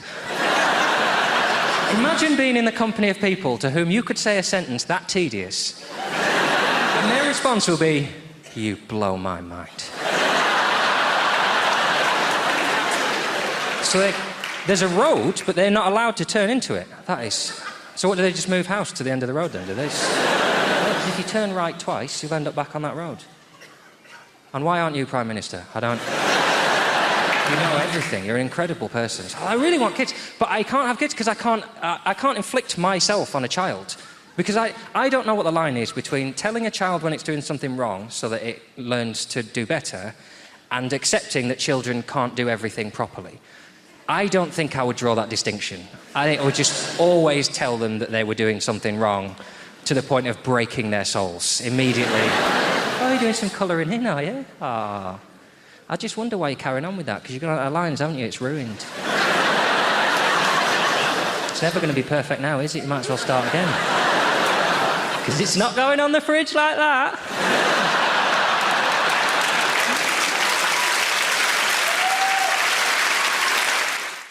Tommy, did I get unlucky? What would be, I know you're a builder, not an electrician, but you can still answer this question. What would be your absolute record in a row for not turning up when you promised you would? 4. 4. God bless your honesty. Because my electrician, did I get unlucky? Because 14 times he didn't turn up when he promised he would, right? 14 times, incidentally, where I sat on my ass watching shit daytime television. No offence, Tommy, right? But... I sat on my ass twiddling my thumbs watching shit daytime television. Presumably he did exactly the same thing round at his house. But then he finally came, right? And this is... Have you ever seen anything this incompetent, right? Because I'm 43, and I've sort of... I've travelled the world, I've seen a thing or two, but I have never seen anything this shit. I've never seen anything this incompetent in any area of life, right? Because this electrician came and he fitted, what do you call, double plug sockets. He fitted 15 of those, right? 15 of them, all around the lounge in the dining room. 13 of them, Tommy, are awesome. Awesome, some of the finest plug sockets you'll ever see in your life. Beautiful pieces of work. 2 of them, however, are upside pissing down, right? How is that even possible? How have you ever seen that? I've never seen an upside down plug set. Literally, the switches at the top, you push it in. Half the light switches are on the wrong way round as well, right? But I thought I can live with that. I was going to complain about that until I saw the plug sockets. I'll leave it go, right? Because it's not the end of the world. Some of them are on when they're up, some of them are on when they're down, or whatever. It's a bit inconvenient, but they all still work until you come to change a light bulb, and then it's Russian roulette, frankly, right? I let it go. I let the light switches go. We've all seen that before, right? I've never seen upside-down sockets, so I rang him, right? And the conversation I had with my electrician is in my anger management diary, right? This is the conversation with my electrician because he's put 2 plug sockets upside down in our lounge. I rang him, right? I rang him. I said, this is a bit awkward, but you seem to have fitted 2 of the plug sockets upside down. Do you know what he said, Tommy? Are you sure? I think so. Yeah, I'm pretty sure. I mean, let me just check. Oh, hang on, my girlfriend's just come in. Her head seems to be roughly the same height as mine. Her eyes are above her mouth, and when we drop things, they fall towards our feet. We seem to be the right way up, mate. This is a genuine question from my electrician, Tommy. A genuine question. Would you prefer them all the same way up, would you? I think I would. I'm sorry, I'm old school. What can I say? I can't help it. And he's always on the front foot. He's one of those people, he'll never take a criticism, this guy, right? Because he's like, what do you want me to do about it? He's on the phone, what do you expect me to do about it? I said, well, it seems to me you've got 2 choices, right? One involves you popping back to the house and turning the 2 sockets round, right? And the other one involves you trying to persuade the entire world to start living upside down, doesn't it? But I should point out, if you do decide to go down that second route, it could actually involve a lot more work for you in the long run, right? Because once you've travelled the world spreading the topsy-turvy gospel according to St. Pissing Nutjob the Inverted, right? You'll have to bounce back here on your head and redo the 13 sockets you put on the right way down in the first place. I wanted to tell you this because, as I'm saying, I am dating a lot of older guys, but I also realize, as much as I say that I am 40, I know I don't look 40, right? So I get a lot of guys who are talking to me who are like 27, 28, and I can't get over the fact that, like, when I was 18, you were 6. Like, I can't do that. It's so weird, right? But he's talking, he's like stepping up to me, and I'm like, I don't even get how this works. Like, if we hook up, do I have to drop you off at school tomorrow? Like, how does this work, right? So I'll get talked to by guys who are like younger, and I think that a lot of you don't realize how much some of us women mean business, okay? So here's what I need you to do. Like, men in your 20s, if you are ever in a position of talking to a woman who appears to be at least 30 years old, okay, and you are not available, all right, you got a wife, a partner, a girlfriend, a fiance, whatever it is you have, you are not available, you need to let us know, all right? In the first 5 minutes, you gotta bring that bitch up, all right? Just be like, my wife has a face as well. Like, whatever it is, just find a reason to bring her up. Because yes, you will see the light of hope die in our eyes. But at least we'll know these are not the droids you're looking for, and we can move on, okay? Because we are not looking for friends, we're looking for partners. We are like sharks, we are on the move, all right? I was at a cast party for a show I was not in about a month ago, right? Because, like, basically, my friend had done this show, and she invited me to the party, and I was like, great, because I don't know any of these guys, but they're all coming down off of the high of finishing what they've done, and they're all going to be depressed, and I'm going to catch some sad dicks in my basket, yeah. I'm going to get all these sad, crying dicks, yes, right? It's a perfect place to pick up new people, right? So I go to this cast party, and I'm talking to the sound guy, right, for the show. And I love sound guys. I depend on sound guys, but I love tech guys because they just get business done and don't make a fuss about it. They're like, yeah, you're welcome, bye. Like, I love that, right? So I was talking to the sound guy, right? And he was like cute and geeky. And I talked to this guy for 45 minutes about the video game The Legend of Zelda. Yeah, I held my own in that nerd-ass conversation for 45 minutes. I stumbled all the way down memory lane with this guy. And I was pretty proud of myself. 45 minutes of this talk. And I'm like, you know what? I think we're vibing. Like, I'm going to get his number. He's so cute. He's so funny. 45 minutes into this conversation, this guy goes, yeah, my wife always loved that game. And I was like, God damn it! Your wife? Your wife? I have ovulated in the middle of this conversation. Your wife owes me an egg. Go run and tell that bitch that. She owe me an egg. Right? She'll be mad at your ass too when she comes. She's like, why did you tell her that? Now I gotta give this bitch an egg. I sort of feel like if you've got enough money, you can sort of just pay somebody to diagnose away your shit personality. And I consider that money well spent, by the way. I would recommend it to you. Prick. No. I actually have bipolar disorder. That's why I've ruined your birthday. Poor me, actually. Now I always thought there was a system. Like, adult ADHD has changed everything for me. I didn't realize that was a thing. I thought it was a childhood thing, but now there's adult ADHD, which has confused the whole process for me. I thought the process was that if you had a child who was shit, you would say that they had ADHD. And if that child who is shit grows up to be a shit adult, you would say that they had bipolar disorder.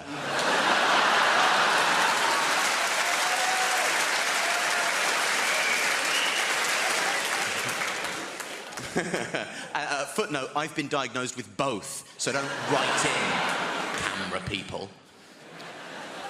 Anyway, a lot of people might suffer with mental illness, and that's, it's a pervasive phenomenon. A lot of you might have depression. That's your sort of garden variety mental illness. That's your standard fare.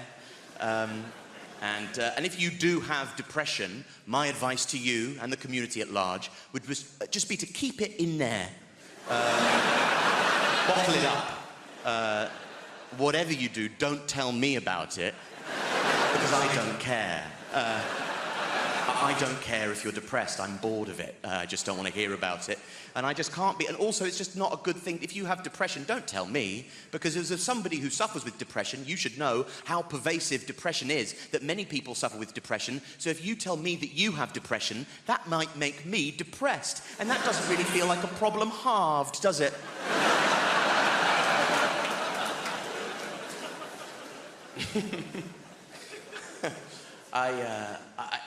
It doesn't. It's not, I just don't tell me about it, Depression is an economy based on resource scarcity. And what we've done now is we've flooded the market with depression, and it's lost all of its value, and I don't care if you're depressed. Depression is currently in its Weimar Republic era of hyperinflation. And we're all wandering around with wheelbarrows full of depression going, would you look at all of this depression? And I'm there going, that's actually not as much depression as it looks like. That won't even get you a loaf of sympathy down the shops these days. My friend said to me recently, with the confidence of a man saying something new, that's lovely. He said, I just think we need to talk more about male mental health. Oh my God, how could there possibly be time to talk about it any more than we already do? We are talking. I know that we all have different perspectives, different cultural backgrounds. I can see you, or feel you rather, like moving away from me. Okay? Let's all keep light-hearted about this. I don't want to have to say only joking, given the context of what this is, okay? I don't have a kid. I have a wife. That's a start, I suppose. I'm a very happily married man. I'm a man in love, actually. How many men here in love? A few of you. By the way, those of you who are here, any men who are here with women and you didn't react when I asked if you were in love, you have a very frosty journey home ahead of you. That's all I can tell you. That was a good show tonight, wasn't it? Did you not enjoy it? Well, I enjoyed it, but I was listening. You didn't seem to be listening. I was laughing. Well, the Irish guy asked you a direct question. Love is a funny thing. Being in love and falling in love are obviously two quite different things, aren't they? They both have their own merits. They both have their pros and their cons. Falling in love, for instance, is very exciting. I'll give you that. You never know what's going to happen next. Every time you see her, your heart beats faster. You touch her, you tingle, you can't get her out of your head. Falling in love, very exciting. And being in love is fine. So they both have their own merits, is what I'm trying to say there. You try and do things to keep the romance going, and if you're a bloke, that's your job. And if you're a woman, your job is to tell us if we're doing our job correctly. We try and do things to keep the romance going, but every now and again, ladies, you might do things that'll suck the romance back out again. Like ask us questions. Stop doing that. I don't mean questions like, where you been till now, who are you texting, what are you doing on the net at this hour? They're fair enough.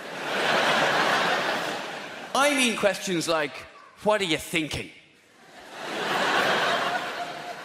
Piss off with that question.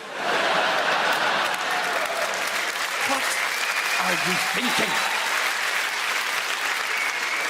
What is your obsession with what we're thinking? Can that be the one thing that remains exclusively mine?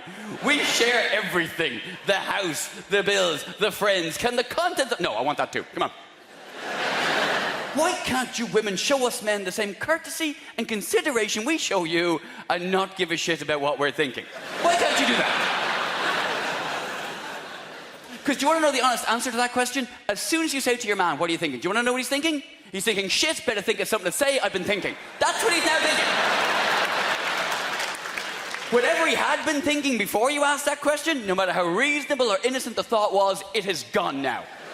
Scuttled off into the corner of his brain in a panic to make way for all the little men that are now running around his head going, what are we thinking? She's asking! Quick, give me something to make it good. Somebody, you, what do you have? What do you have? She won't believe that in a million years. Come on, lads! You. That's not even a real place, for Christ's sake! What do you have? That's your sister. What are you trying to do to us? And the reason we panic is because, you know, the truth won't do. The truth, 95% of the time, is the word nothing. That won't do at all, will it? What are you thinking about? Nothing? You can't be thinking nothing. You have to be thinking something. Everyone has to be thinking something. Ladies, you should never underestimate a man's ability to be completely and utterly vacant. Seriously.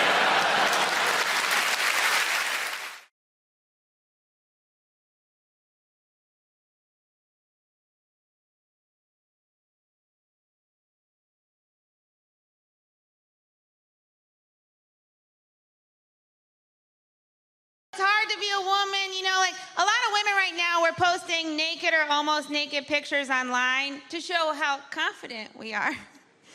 And in all the comments, other women will be like, you are so brave. Well, I really just think that means not a model.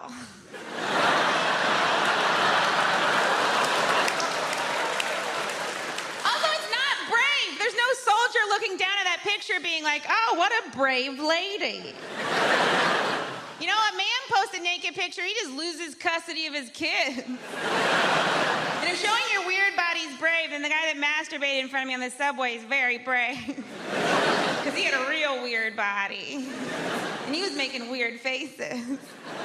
He might be the bravest man I know. But that's the thing, we're supposed to care so much about our bodies as women, you know? And there's even campaigns that we should love our bodies and be confident in our bodies. Or we could just stop caring about it. Because you know who doesn't care about their bodies? Men. You know what men are? Successful. Men are presidents, men are CEOs. You've never heard a CEO go, I want to get profits up and keep costs down and love me for me. 3 p.m. we're going to have a meeting about how I can accept the fact that I have my mother's thighs.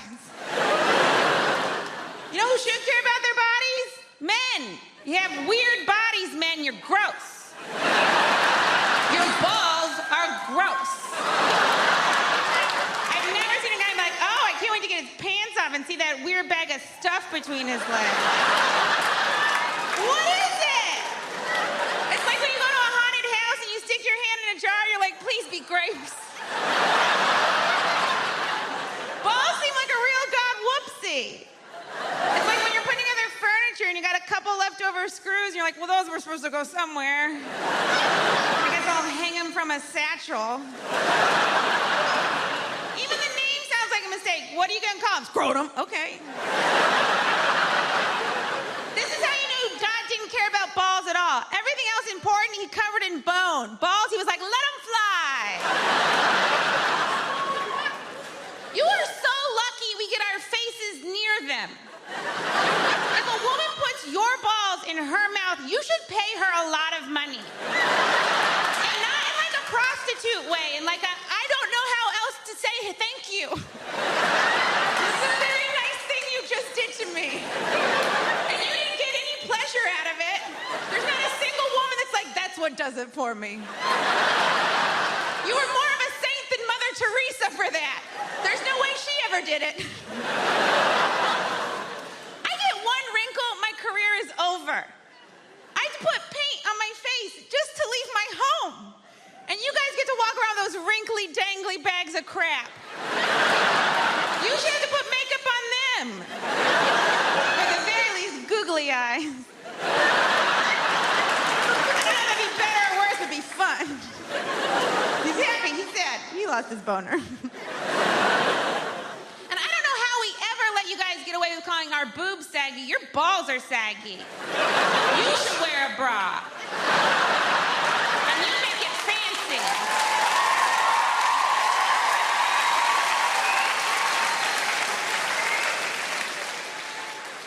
All those women clapping, they meant yours. Liverpool's has a strange relationship with Manchester as well. Is anybody in from Liverpool? All right, thought we might have priced you out. Not to worry. I love Liverpool. It's a beautiful city. And I remember when I first went over there, I support Manchester City, right? That's my football team. And I remember going over there in my Manchester City shirt, and I stopped this bloke at the train station. I said, listen, mate, I'm a bit lost. I'm trying to find the docks. Can you help us out? And he turned around and he went... Which is a word in Liverpool, right? Honestly, right? It means you're not welcome, right? You pick it up quick enough, right? Eventually he got to some sound, he went, hey! Because they're naturally witty, they're born with that, right? He said, what are you doing over there in Liverpool?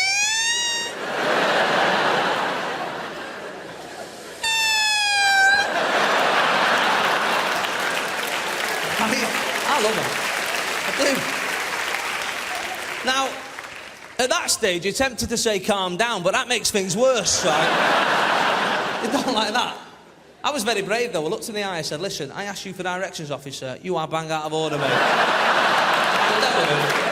Keep it down with it. But football, you know, has that problem, doesn't it? There's a lot of cities hate each other just because of the football. You know, I support City, and obviously Manchester United is our nearest club. And we've got any United fans in? Of course we have. We're in Hammersmith.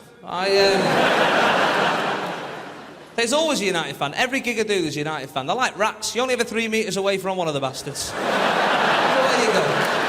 Everywhere you go is a red. I love football, but I'm getting to this stage where I'm starting to dislike footballers. I don't know if anyone else has this problem, right? But these like multi-millionaires running around the pitch, you know, every 5 minutes. I've hurt myself. There was a bloke a few weeks back, he missed 3 Premiership games with a dead leg, right? Now, that's not an injury, is it, a dead leg, right? When I was a kid, I had 3 dead legs in one day once, right? And that was for free. I still have to do PE and walk home. That's not an injury, mate. My granddad's favourite footballer was a German goalkeeper called Bert Trautmann, right? Now, in the 1956 FA Cup final, does anyone know what happened to old Bert? He broke his neck. Look at you, like the quiz team. Bang, straight in, no messing about. Good work. He broke his neck and carried on playing, right? That's how hard they were in the 50s. The metatarsal, not even invented in 1956. He just got up, carried on diving about with a wobbly head, right? Not bothered. Not bothered. Not these days. It's the fans keep shouting nasty things at us.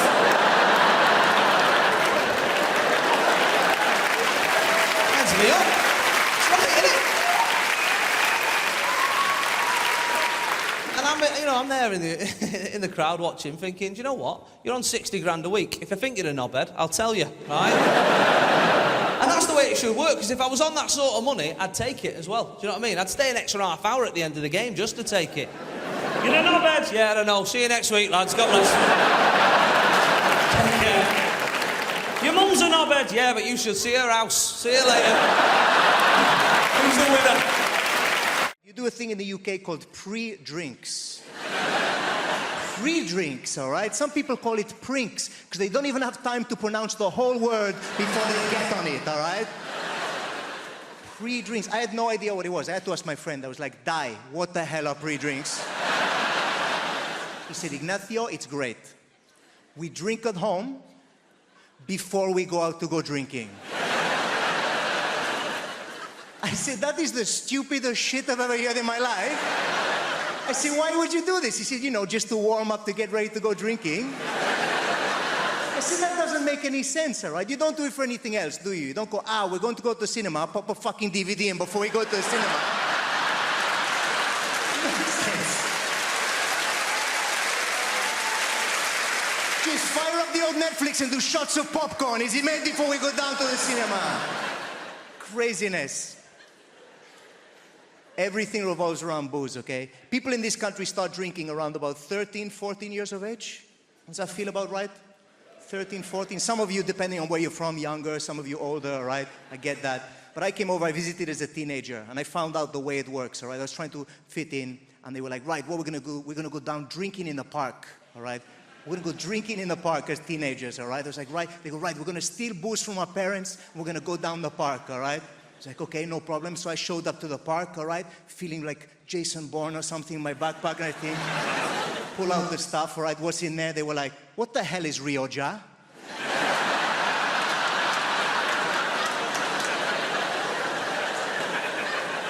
Like, it's Rioja. Does anyone have a corkscrew, actually? Because otherwise we're going to be here for a while.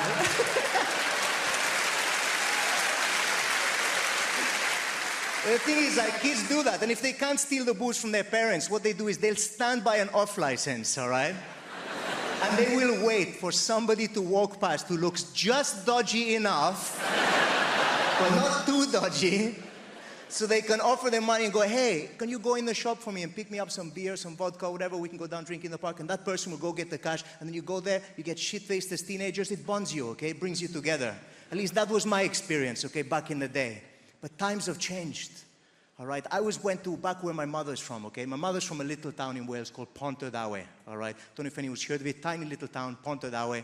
Pontardawe is a Welsh word, all right? Pont means bridge, and Dawe means over a shithole, okay? It's not a delightful place to move to from Mallorca, is what I'm trying to say, right? My mother hates that joke. She's like, Ignacio, please stop saying that. They've taken all of the trolleys out of the canal, all right? Can we... But I was visiting and I was walking to see my mother and I passed an off license, okay? And there's this kid stood by the off license as I'm passing, all right? And he clocks me and I've got my guitar on my shoulder, so he's thinking, this guy's got no prospects. So he comes over to me with his cash, all right? And he was like, hey, could you maybe go in the shop? I'm like, I know where this is going. He goes, can you pop in the shop? I'm like, right. He goes, if I give you this money? I'm like, yep. And he goes, and get me some. I was like, I know where we're going. He goes, vape. I was like, what? He goes, vape. I said, seriously, vape? He said, yeah. I said, what flavor? He said, cherry. I was like, of course, cherry vape. All right, rock and roll. I go in the shop. I'm laughing to myself. I can't believe these kids asked me for cherry vape. How times have changed, all right? I go up to the counter. The guy behind the counter must have thought I was insane, all right? I'm laughing the whole way through the shop. I grab the stuff, pay for it, put it in the bag. I walk out. I'm laughing on the way out. I give the kid the bag. I go, there you go, pal. 20 Marlboro Red and a bottle of vodka. Grow up, you little shit. What is this? Vape nonsense.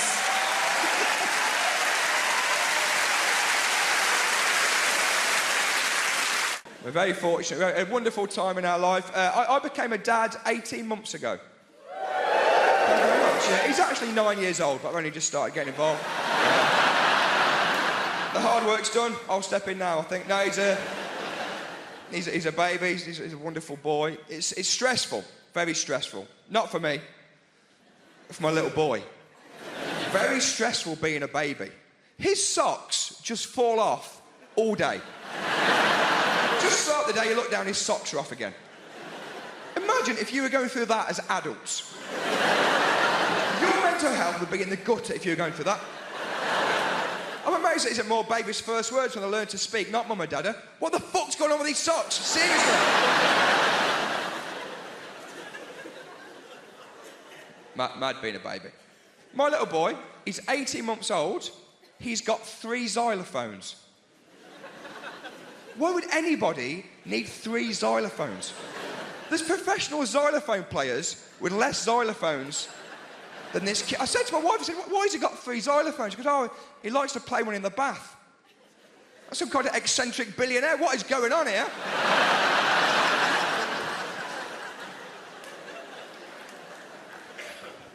I'm enjoying being a dad. It's changed my whole perspective, to be honest, being a dad. Like, growing up, I used to think that I had an angry dad. Growing up, I always thought I had an angry dad. And now I'm a dad, and I'm like, oh, no. We just pushed a very reasonable man to breaking point. just a lovely guy.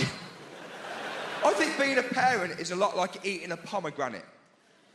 Like, there's really nice little bits, but ultimately, I'm not sure it's worth it. It's really hard. People give you mad advice as well when you have a kid. My little boy, actually, he's about a week old. I was holding him. And my mum, actually, she said, Josh, just think, that little boy you're holding there could go on to be anything he wants to be. He could be a top doctor, a politician, an astronaut. I was like, wow, that's incredible. But also, I wouldn't have thought so. An astronaut, from me to an astronaut in one generation. That's a hell of a leap. I went to the pub the other day. It was a push door. I was pulling it. I thought the pub was closed. I just went home. I could see people inside. Well, how have they got in there? What's going on? NASA are not knocking down my door.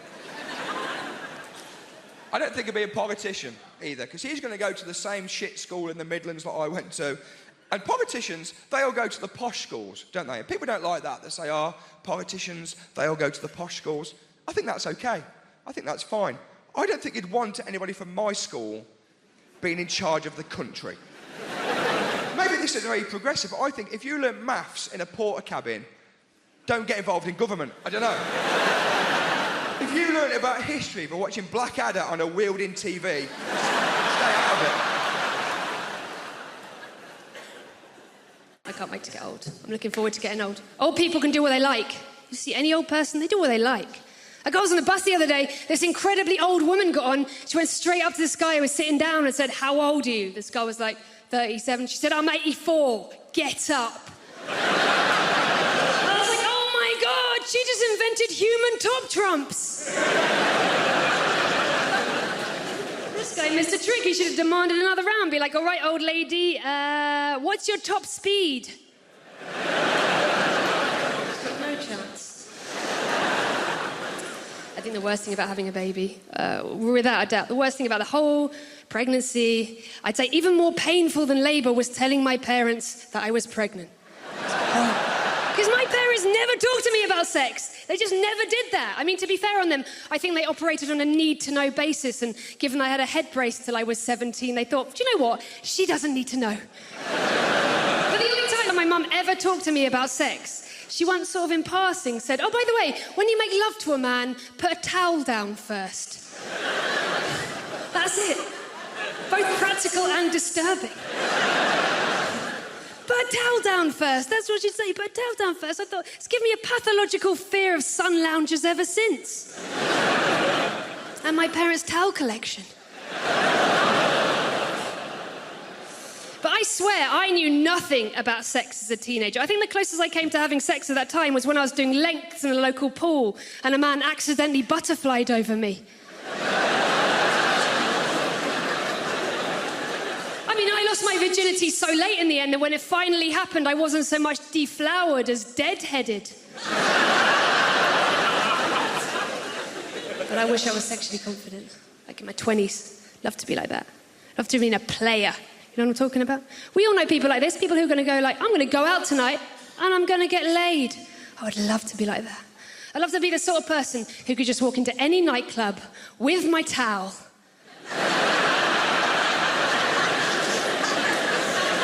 Like gold Duke of Edinburgh award-winning piece of ass right here. Strippers. It's another person. Weirdly, I kind of admire strippers. I would love to be like a stripper. I would love to just be able to stand on stage and own it. Like, know I was sexy. That would be awesome, you know? I would be the world's worst lap dancer. I could not sit on a man's knee and not want to make giddy-up noises. And strip joints, they're designed to be alluring. I challenge anyone in this room, even if you agree with them or not, to walk past a strip joint and a bit of you is not like, oh my God, what's happening? Because they've got like the blacked out windows and the bouncers on the door. There's always a bit of you that's like, oh my God, what are they doing in there? And it's exactly the same feeling as when I was a kid and I used to walk past the school staff room. You walk past, you'd be like, oh man, what is happening in there? I mean, it turns out both are full of adults whose lives didn't work out as planned. The thing I find the weirdest about strip joints, if you've ever been to one, everywhere you go, all these big signs, do not touch the women! Please do not touch the ladies! As strippers always say, the fact that the men can't touch us, that's what makes our job really empowering. And I always think, well, that's not really empowering, is it? Because that's the same rule in every other workplace in the country.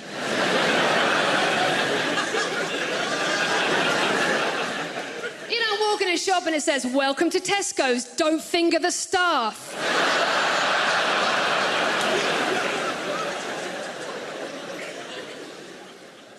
Is there a barrister in the room, by the way?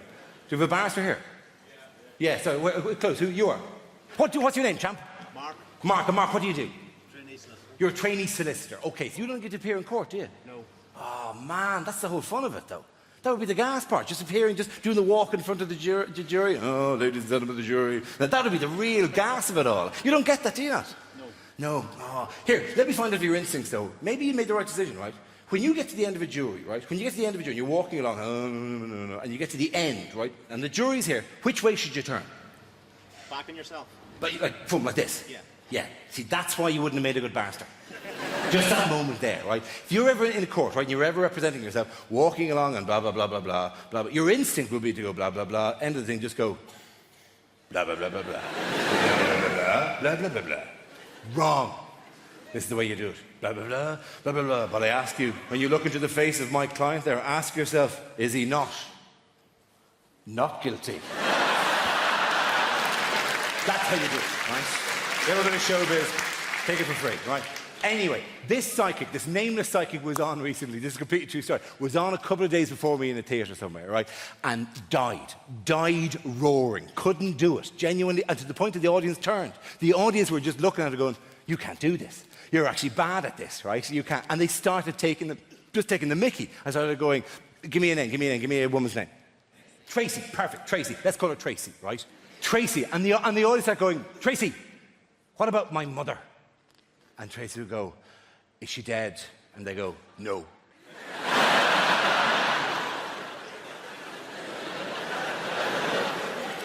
And another voice went, Tracy, what about my sister? And you one goes, is she dead? And we go, no. And eventually someone goes, Tracy, what about my father? And she goes, is he dead? And the voice goes, yeah. And he went, oh, Ace, no. Something is coming through. Something is coming through. And the voice goes, no, he's here. Sorry.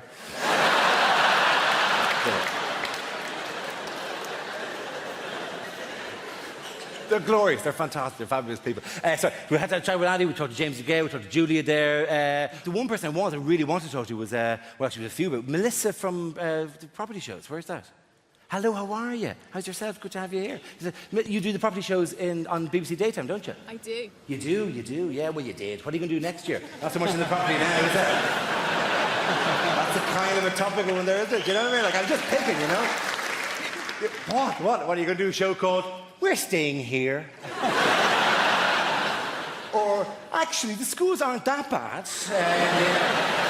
No, do you know what my favourite is? My absolute favourite? The best of all, right? Not grand designs, not location, with respect, not homes under the hammer, Property Ladder is the greatest property show in the world, right? For one simple reason, right? Property Ladder. You know the one I mean?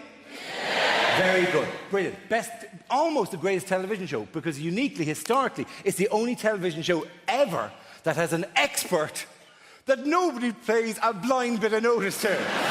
Every week, Sarah Beanie comes in and goes, Magnolia, and they go, no, we're painting it black. Every week, she's going, no, please, what are you doing there? We're digging a hole in the hallway to put a swimming pool in. What? She must be off camera every week doing, what am I even here?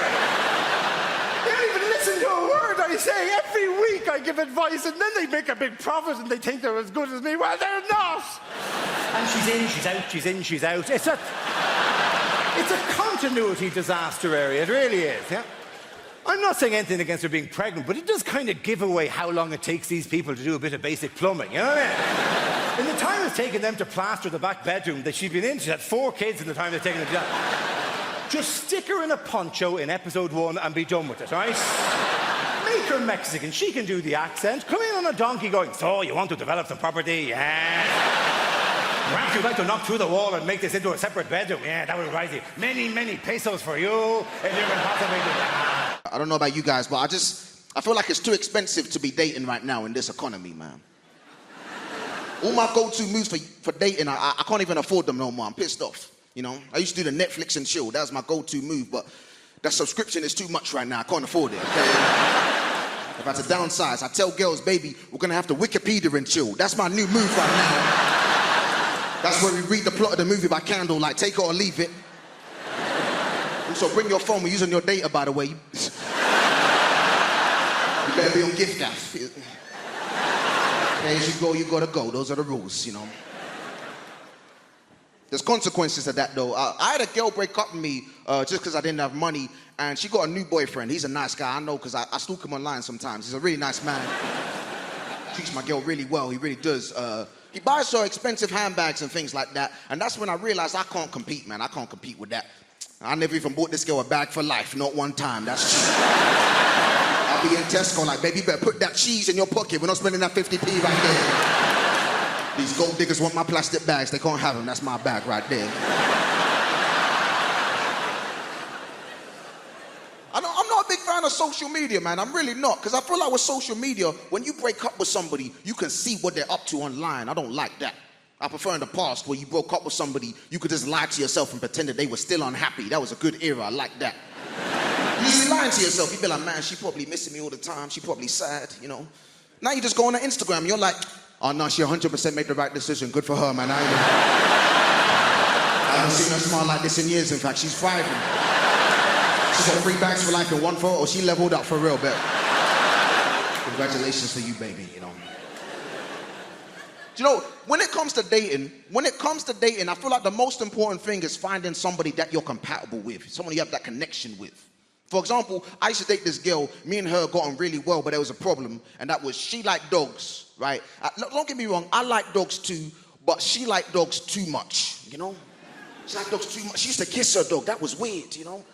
I don't even know what was weirder. Was it the fact that she would kiss her dog, or the fact that when she did, the dog would make eye contact with me the whole time? That's a weird power play. I said, this dog is an alpha. I don't feel safe in this relationship. This is a toxic masculinity dog right here. I gotta go.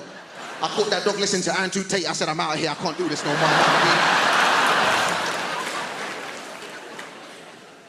I've been reading up about that. That's the new thing, toxic masculinity, man. You know, I keep hearing women say men are trash. You know, I don't think anybody's asking the important questions.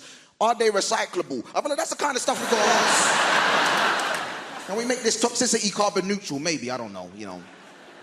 I like to think I'm a good guy, but even as a good guy, I make small mistakes sometimes, innocent mistakes. You ever been in that situation as a man, a really awkward situation, you're walking home late at night and there's a woman in front of you and it's dark and there's a lot of tension in the air. You can feel the tension, right? Obviously, I can understand why the woman's feeling tense, but I'm feeling tense too, okay? I'm a good guy, I just want that woman to relax, we both go about our day. But apparently, it makes it worse in that situation if you shout out, I'm not gonna hurt you! Like that makes the situation more tense. Sometimes they run faster when you do that. Don't do that, guys, don't jump out of bush and do that. Women don't like that, okay? One time I was walking behind this woman late at night. I know it sounds like there's a pattern emerging. I'm not doing this on purpose. I just both go to the night bus at the same time. It's unfortunate, you know. But I'm walking behind this woman. I was like, I don't want to make the same mistake from last time, shout something out, do something dumb. So I thought it'd be a good idea if I did something non-verbal to help put the woman at ease, okay? I thought it'd be a good idea if I started whistling at night because I thought that would make the atmosphere more jovial. No, it doesn't. Makes it way creepier to my surprise, actually.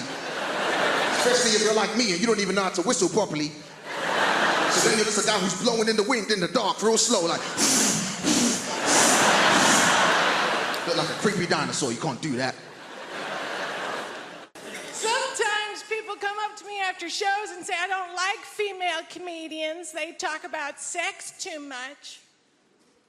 I say the reason why women comedians such as myself talk about sex all the time is because, well, sex is one of the few things men allow us to participate in. I am an identical twin. I know. I get asked, how do people tell you apart? And the answer is it's pretty easy, because I live in London and she's dead. Relax,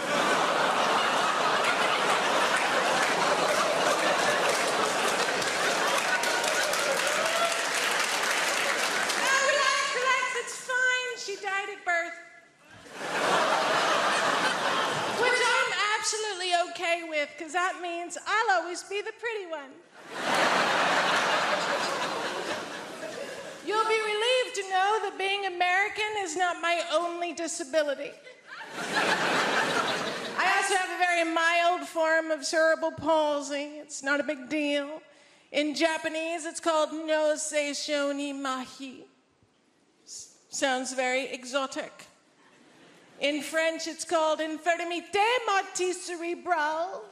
It sounds much more expensive. I was going to learn how to say it in Russian, but Putin's not my president anymore, so... All it really means is I can't use the muscles on the right side of my body very well, even my face to a certain extent. God help the man hoping for a return on a left cheek kiss, because I will bite your face off.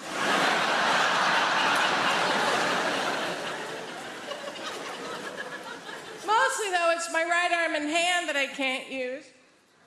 I can place most things in my hand and hold them. I can also give people the finger, if you're into that sort of thing.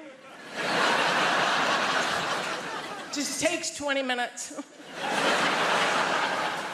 And when I walk with a limp because I like big dicks if I can not. I do.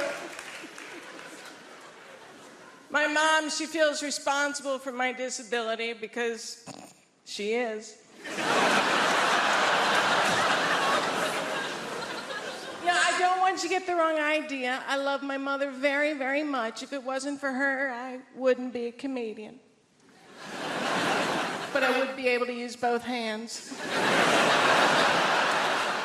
I moved to London 5 years ago, but I've been coming to the UK every summer for years and years before that, because I fucking love you guys. I do.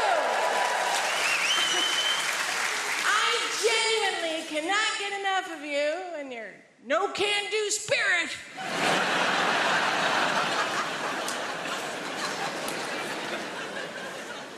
Also, as a disabled person that can't drive, I've figured out that countries with obvious alcohol problems have pretty decent public transportation. You people drink a lot. There's been a strike going on, and I'm still getting to gigs. That's how much you drink. We Americans, we don't drink as much as you. We physically can't. We're on too many opioids. Now, let me just start by saying, well done to any parents who've made it here tonight. We got parents? Because here's what I've realised. If you've not got children, you're just here. It's easy, but if you're a parent, this is everything. This will have been in the diary for months. There'll be parents in here tonight, don't even care about the show. They're just enjoying sitting in the dark for a bit. That is like a spa day for some of them. I can see them now at the back just going, this is so good. Don't make me go back, John. Don't make me go back. I get it, okay? I've got 2 young children. And my youngest one's Sophia. She's 5 now. I mean, I say she's 5. She's 3 when we go swimming. I'm not an idiot. 4 on a bus, 3 on a train. That's the system, isn't it? I'll be honest, she hasn't got a clue how old she is now, that one. She's so confused. Every birthday is a genuine surprise for all of us. This kid wandering round. How old am I today then, Daddy? Depends what we're doing, darling, doesn't it? Have you checked the spreadsheet? You said Alton Towers. Right, well, getting that baby grow looks small, all right? Not paying 48 quid for you to go on some teacups, that way, mate. Come on. What does Daddy say? Well, get on board with the fraud. There's a good girl. Now stop talking, we're trying to breastfeed you. Listen! You go through that turnstile with a 5-year-old hanging off your tit, they ask no questions. I've got one, why does she have to bite me? But... So she's a great kid. There's just a lot of admin when your kids are that little. Have we got primary school teachers amongst us this evening? Great, I'm glad you're here. Because I can direct all this venom at you. Because here's my problem. My daughter brings home stuff she's made every day under people like you. And I just want to say on behalf of all the parents here tonight, just stop it. We can't deal with it anymore. You don't see it at your end. You just keep sending it. Your carbon footprint is massive. It is. You might as well have driven an oil tanker into a family of puffins, you people. We'll never solve the climate problem with you involved, because it just keeps coming, doesn't it? And it's not arts and crafts anymore. It's emotional landfill. That's what it is. Because Gemma will say, oh, she's put a name on it, so we have to keep it. We don't. We don't. She's not Banksy. Get it in the bin, mate. Do you know what I mean? It's another picture of a sheep out of dried pasta, innit? We've had 4 this week. I tell you, no wonder there's a school meals crisis. Stop sticking it on paper and cook it, you morons. We'll feed these kids for years. I'm just envious of my parents now. Their lives are so simple. Like, they're retired. My dad loves being retired, mainly because he's paying the world back one day at a time for all the misery it's caused him. He sets his alarm 8 o'clock every morning, gets up, gets out into rush hour traffic. Just gets in everyone's way. That is a day out for that man now. Nowhere to go, nothing to do. Sometimes he'll even take the car. But, of course he takes the car. How else would you tow a caravan? But he's a great man. There's a man down here, so it reminds me of my dad, mate. Yeah, you don't look like him. It's just he's bitterly disappointed in me as well. That's fine. For everyone. He's called Roy, my dad, Apollo, which is a very manly name, isn't it? Like, people called Roy come out the womb already able to grout a bathroom. That's how hard that name is. He was born by caesarean section, my dad. I reckon the first thing he did was turn round to his own mother and give her a quote for the damage. Just came out with a pencil. That's all right, we'll plaster over that, don't worry. See you next week.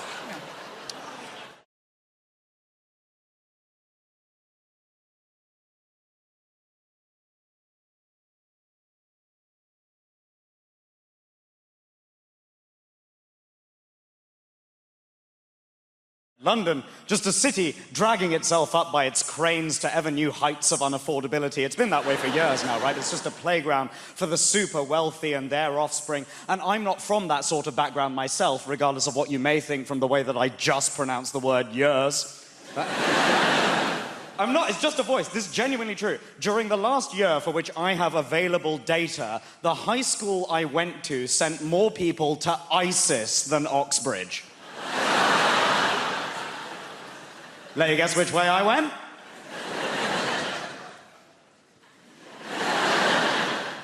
Pleasure to be here. Allahu Akbar. Lock the doors.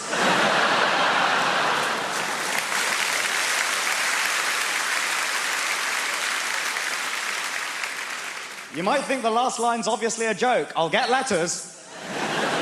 Genuinely, I get strangers anonymously contacting me online insisting that I want to impose Sharia law on the West, which, as the atheist son of Hindu parents, makes me feel ever so naughty.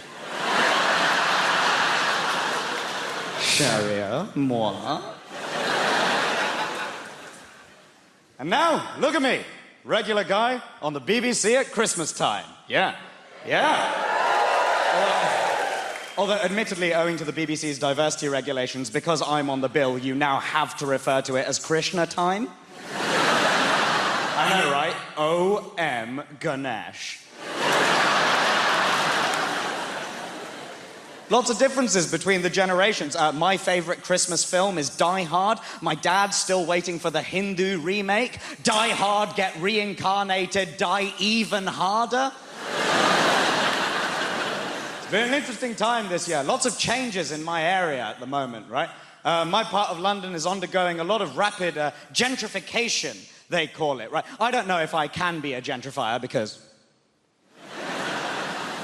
I've gentrified places in the past. I work in the arts, don't get me wrong, right? I remember a while ago I lived in a place called Streatham in South London, and when I came towards the end of my tenancy, I remember walking to the station and realising that overnight a minicab office had been replaced by a vegan bakery, and I was like, my work here is done. It's different from the way that it used to be, you know? When my grandparents came to this country, with nothing, and yet they were able to start a family here, they were able to build a life for them, they were able to own property, largely because they drove down house prices in every neighborhood they went to, but they were able... Property. It's not like that anymore for the different generations, right? So what do the young people do? You wait, you're probably watching this at home, all the generations together at last at Krishna time. Huh? All of the young people waiting for a grandparent to cough and hoping that that's what's finally going to get them on the property ladder. The problem is, as with any kind of inequality, with intergenerational inequality, the deck is stacked and we pretend it's a question of priorities that's made outcomes not identical, right? The number of times that I've heard, oh, you're worried you'll never get on the housing ladder, but you'll spend £3 on one of your fancy coffees, yeah? Oh, yeah, well, you'll never get a little flat, but you'll spend £3 on one of your fancy coffees. Bruv, that's because you bought all the £3 houses.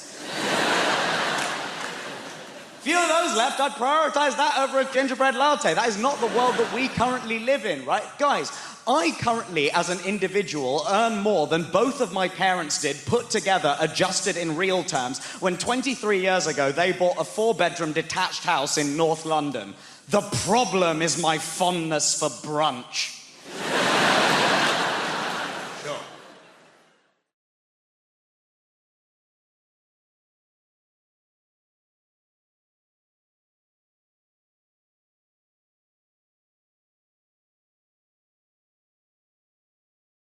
But I think women should just let it out. It's a big day in a girl's life when she can freely let rip in front of her bloke. It is. I think women should be having I farted in front of my boyfriend for the first time parties. I do. I think they should be ringing up their mums, just going, Mum, I've got something to tell you. Oh, darling, what is it? What is it? What is it? What is it?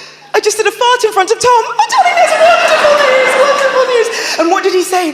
He didn't say anything. He just laughed and farted back. My little girl's all grown up.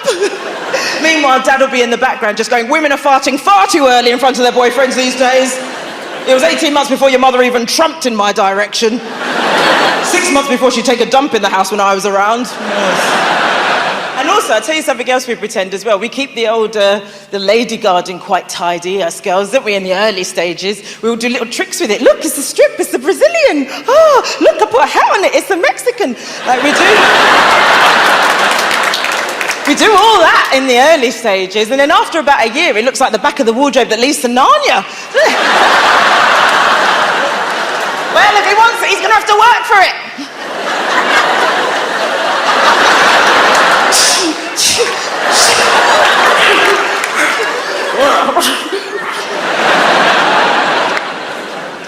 People say to me, Andy, you could try meeting people in a nightclub. You'll never meet anyone good in a nightclub because the nightclub environment is designed to have us make bad decisions. It is because it's dark, you can't see, you can't hear. You know what, if nightclubs want to be responsible, what they should do to help us out is just before the exit, they should have a brightly lit room where you can check out the person you're leaving with. Yes, they should. They should call it the Have a Sodding Word with Yourself lounge. And you would literally get women in there just going, oh my God, you're wearing a fleece. I couldn't tell because it's so dark in there. Okay, nice to meet you.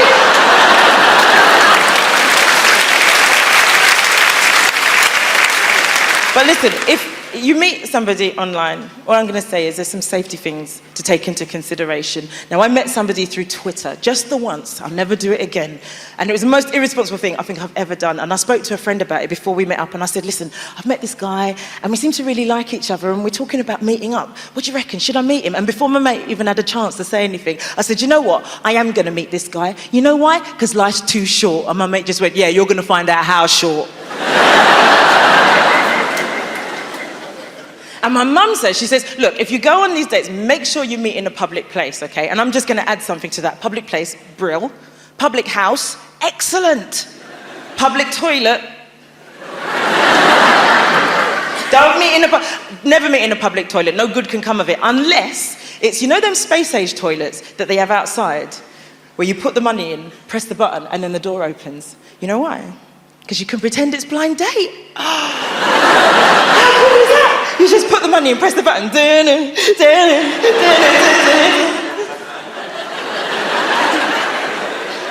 if you don't like it, just press the button really quickly.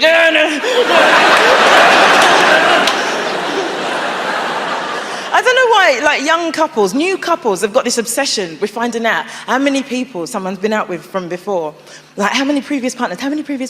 This is a lose-lose situation, right? And if any of you have ever had that conversation or you think it's ever going to come up, this is what I say. This is what you should say, okay? Just say to the person that's asked you, you want to know how many previous partners? Okay, I'll tell you from the beginning, all right? 1, 2, 3, 4, you, 6, 7...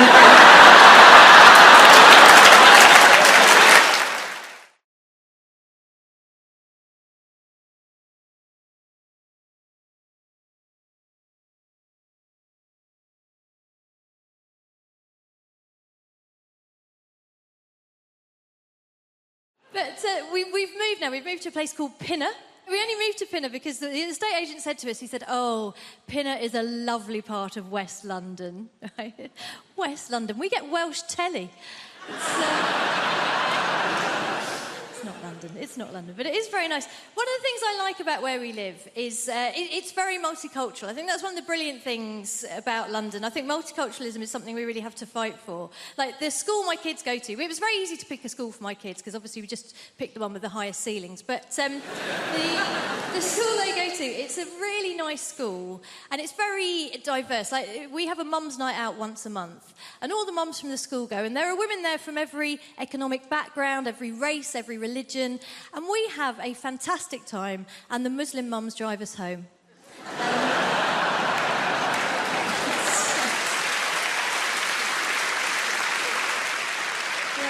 Tell you what, it is nice. I had an incident the other day, though. I was walking down the street near where I live, and it was one of those sunny days, one of those days that remind some van drivers that women have breasts. You know, one of those. And I was walking down the street, and there was a van drove up and slowed down, and two guys leaned out of the van, and they were in classic kind of leching position. And I knew they weren't going to be looking at me because I am 44 years old. And in fact, my older friends, when I was turning 40, they said, oh, being over 40, it makes you invisible, right? And I have found, yes, that is true, but the brilliant thing is it mostly makes you invisible to dickheads.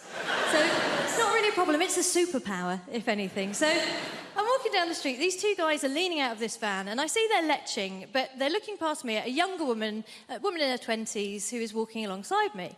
And these guys do the classic thing. They lean out of the van and they gave this woman a very detailed appraisal of her anatomy. You know, they covered all the main areas in bullet-pointed form, very thorough.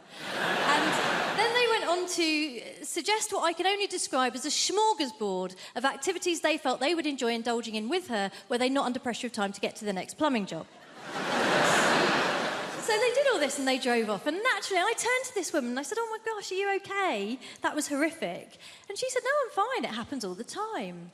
And I thought, yeah, it does when you're in your 20s, doesn't it? And we were chatting about how silly it was as we walked down the street. And then we got further down the road and the traffic had slowed down and this van had come to a stop.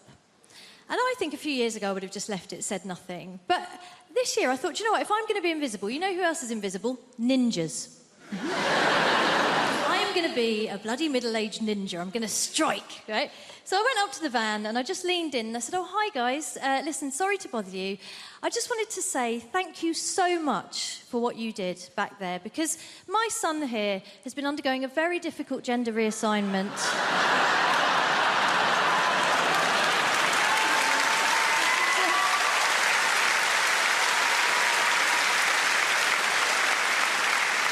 And to be honest, he's been worried that it's not going that well, but what you did back there really made him feel like a proper woman. Thank you. I was delighted with myself as well. But what was really special was that then the young woman next to me leaned in beside me and in the deepest voice I've ever heard, just went, "Yeah, thanks, guys."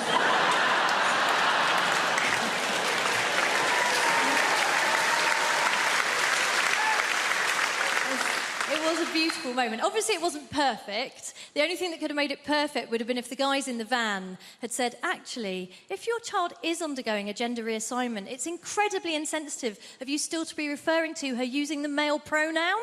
They didn't do that. They just called us slags. Do you love London? I love London. I feel like London is created by the people, right, who are just crazy and sexy and ambitious. I got into an Uber the other day, not bragging, and I got into an Uber and the driver, he said, would you like to have the radio on? And I was like, oh, I don't mind, it's up to you. And then he said, well, actually, I make my own music. Do you mind if I put some of that on? No, I don't. And then he put on Drake's new album. I wonder how often it works. I wonder how often there's a middle-aged white woman thinking, oh, well, he looks like Aladdin and he sounds like confidence personified. Pull over and jump in the back, Nikolai. I'm having a good life. I have recently started doing yoga, which is just change. Yes, woo for the yoga over there. Are you a team? Come to... I'm new to it. I love it. Yoga has changed my life. It's brilliant. Yoga is my new drug. My old drug was drugs. Which I'm not going to say anything positive about because it would be incredibly irresponsible. I'm not going to say anything positive about drug taking. What I will say is I didn't take MDMA until I was 32, and it was such a relief to know I could be happy. The equipment's broken. But yoga is nearly as good, and there's no downsides. It's given me a whole new language. My favourite new word is namaste. Yeah, it's a very old word, it's very sacred, and it means the yoga has finished now. And then you're allowed to leave. I think that the key to being happy as you get older is self-acceptance. Like, I have to accept things about myself now. Like, I'm 36, I thought I would have children by now, and I don't.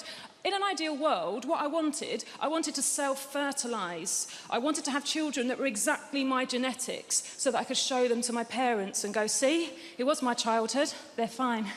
Science can't do that yet. And then I had a crazy day last month where I just thought, I'm just going to buy some sperm.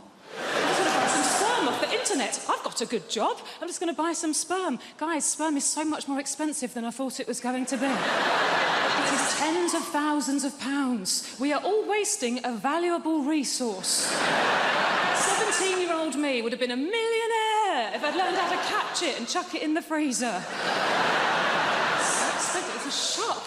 And I do think self-acceptance is the key. Like, there's things about myself I don't like, but I just have to accept now that they're not going to change. This is who I am. Like, so for instance, I don't like art. I think art is rubbish. I think lots of people think art is rubbish, but we're too worried of looking stupid, so we go along with it. I think that the worst art form is theatre. Right, okay, I can sense how unpopular this opinion is. Hear me out. I think theatre is diabolical. Look, I do, look, and also, I'm aware, if you are a performer of some kind, if you're an actor, look, please don't be offended. I don't mean being in the play. Obviously, if you're the person in the play that gets to put a wig on and walk up and down and move your arms and project your voice, saying things like, I think you'll find you're contradicting yourself, Alan. Fun. Having to watch it. Dear Christ.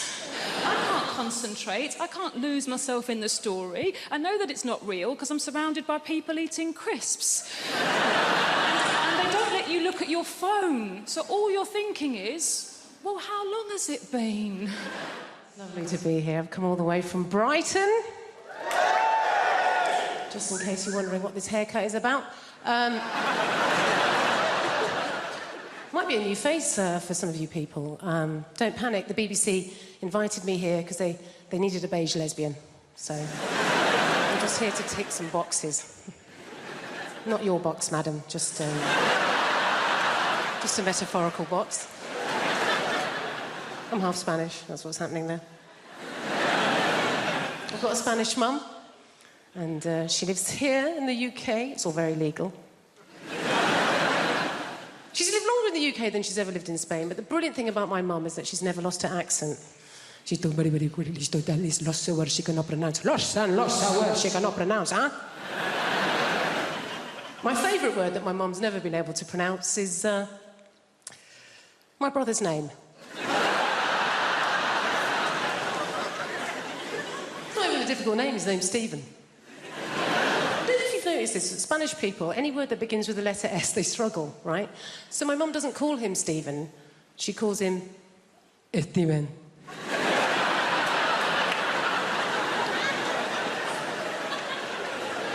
What's his name, Mum? Steven. Is it? Isn't it just Stephen? Jennifer, I know his name is my son. It is Steven!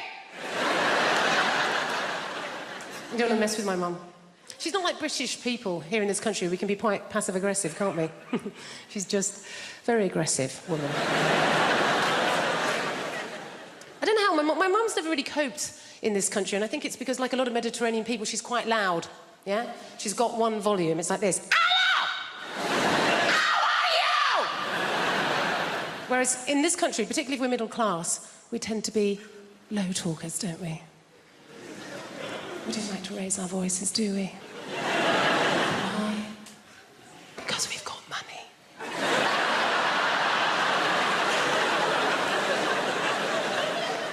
Let me just assume that if you are raising your voice, well, you're probably poor. Or worse, foreign. Great thing about having a Mediterranean mum is they feed you. Oh, my God. She's always feeding. That's her way of showing that she loves her children, is to feed us. You know, I can remember going around friends' houses, you know, like English mums. Go round an English mum's house and the conversation with mum's more like this. I think you've had enough. My mum will feed you till you puke. Anything can be going on in my life and my mum will relate it back to a meal that she's cooked. Do you know what I mean? Like, so good or bad, particularly if I'm depressed. If I phone up my mum and I've had a terrible day, yeah? I phone up my mum, conversation always goes like this. Oh, Jennifer, my God, I'm so sorry to hear that you're having a hard time right now. But you know what? Don't worry, okay? I made a soup. Come home. You sound hungry. I made chicken carne, made lamtagine, made casserole, Jennifer. I made some tortillas, some paella, some curry, Jennifer. You love curry, maybe some meatballs, some pork ball, beef ball, aniseed ball, banana ball. You're a lesbian. You don't eat enough balls. Please, come home. Eat my balls.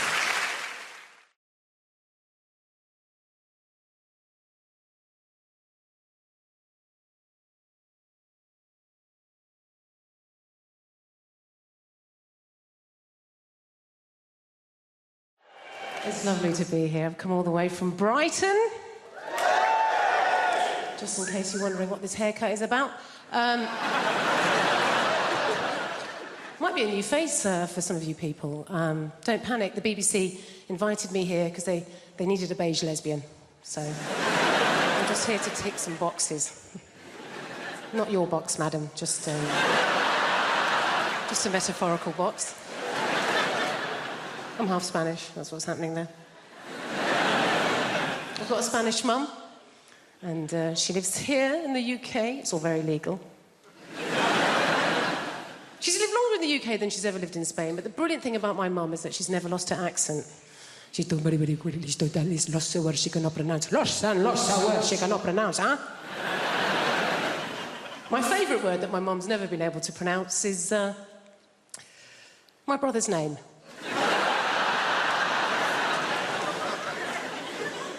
Difficult name, his name's Stephen.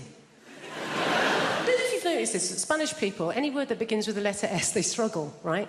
So my mum doesn't call him Stephen, she calls him Steven.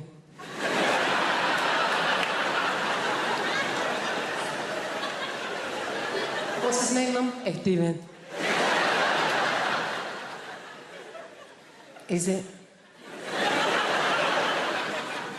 Isn't it just Stephen? Jennifer, I know his name is my son. It is Steven! You don't want to mess with my mum. She's not like British people here in this country. We can be quite passive-aggressive, can't we? She's just very aggressive woman. I don't know how. My mum's never really coped in this country, and I think it's because, like a lot of Mediterranean people, she's quite loud, yeah? She's got one volume. It's like this. Hello! How are you? Whereas in this country, particularly if we're middle class, we tend to be low talkers, don't we? We don't like to raise our voices, do we? Why? Because we've got money.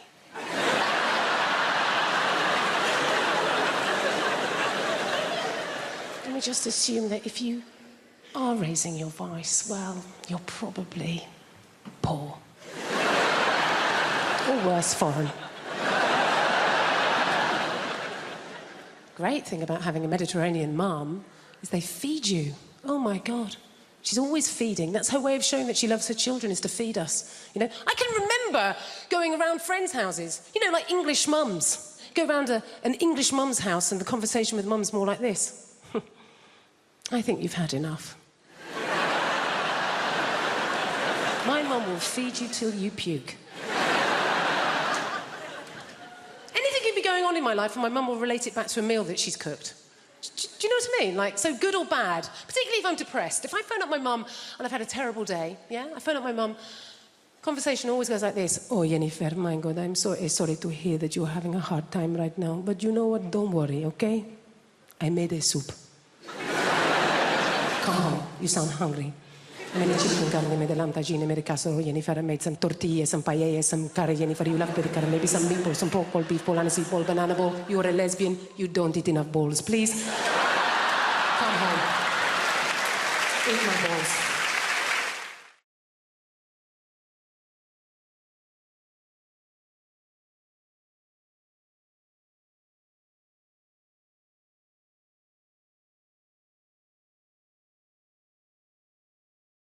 And I love Argos, man. My woman took me there, man. I freaked out about Argos. You English people do stuff different. You got that catalog shopping at Argos. The only store where you keep the catalog at the store. Like people go, hey, do you want to go down to Argos and check out the catalog?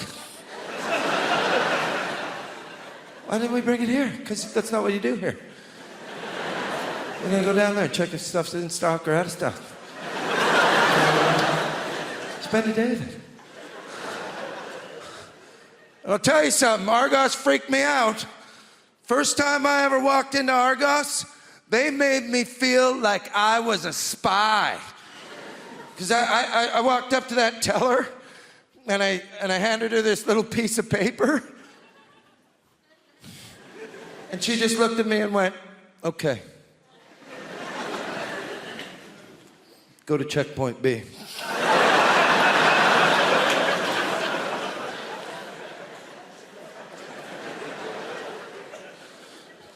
Yeah, I went to checkpoint B. They didn't even know who I was, man. I was like, you don't know me? I'm 376. I think you have a package for me.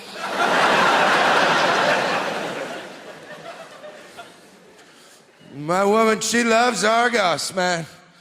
My woman loves Argos because of that catalog. Women love catalogs. Catalog to a woman is like the Bible, except real.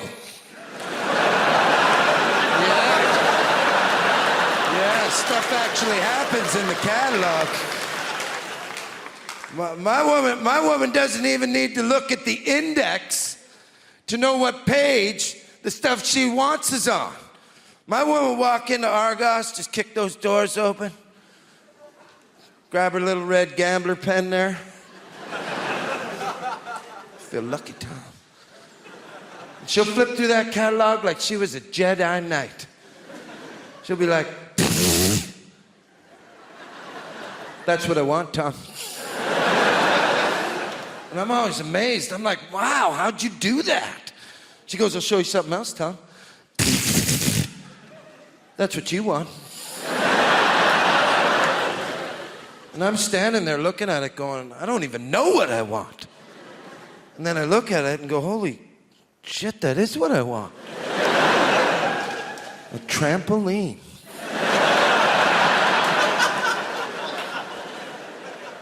Yeah, because I didn't want a trampoline for $129.95, but for $79.95, I needed a trampoline. I'm gonna tell you something, you can't just buy no trampoline. You gotta get all your trampoline trimmings. Huh? Gotta get that safety cage in case you don't know how to bounce up and down.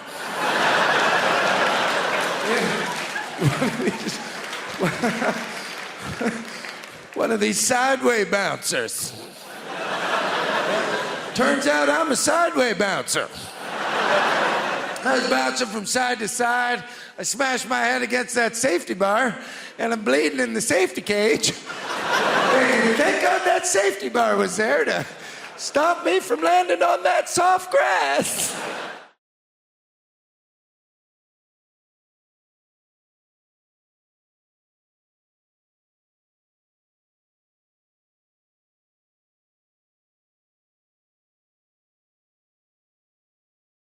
So you might be able to tell this to look at me, by the way, but you are looking at a recent Euro Millions winner. £2.80. It's a cheek, innit? It's a cheek, it's a disgrace, it's a scandal. £2.80 on the Euro Millions. 30p. More than what it cost me to play the game in the first place.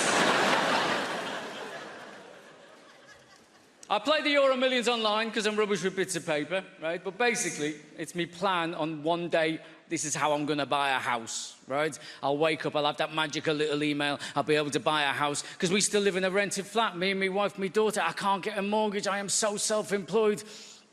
Every year I make the same mistakes. I submit as many expenses as I can for the year, reduce my taxable income down as low as possible. Every year I pay as little tax as I can legally get away with paying legally. And then it gets to the point where I try and apply for a mortgage and they're just like, but how do you even eat? And we've run your figures through the computer, sir, and you're not even coming back as a real person. It's saying you've got the economy of a small African village with no water supply in the early 80s. It's suggesting we put a concert on for you. That's what it's saying. According to HM Revenue and Customs, I am keeping a family of 3 alive on £8.50 a year.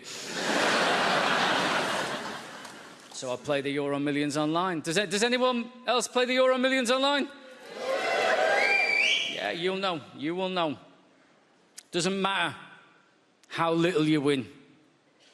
They've only got one email. They send the same email to everyone regardless. They haven't got the decency. They haven't got the good grace to just tell you in the email, just to let you know you've won £2.80, you loser. No, they like to build up the hope. You're a winner! Log in now, they tell you. Log in, we can't possibly tell you what the news is in the email. If this information should fall into the wrong hands, your life might very well be in danger. Log in now, we've got investment experts standing by who can advise you on what to do with your £2.80. You can have it in one lump sum payment, or you could choose to have it in instalments of 14 pence a year over 20 years. And I get it, but it's data protection. I get they can't put the thing in the email. Just have 2 emails, that's all I'm saying. Have a second email for people like me. You're a winner, but don't build your hopes up. Don't be picking any houses, but do decide what your favourite flavour of crisps is. Somebody's getting a multi-pack. This is why I hate it. Because every time I have to log in to find out the pittance that I've won. I think added security on the National Lottery website. Username, password, Mac keychain, Bing, that goes in, not a problem. But then every time it's like I've never visited it before. Every time I have to do the robot thing with the road signs, it's often on the... I can't do the thing, can I? I have to click the button underneath. Give me an audio challenge.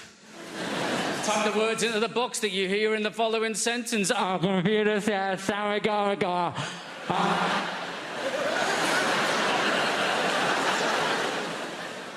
Let's give them road signs a go. I'll take me chances. Our computer says, sorry, go. It's like they've hired stroke victims to read foreign words.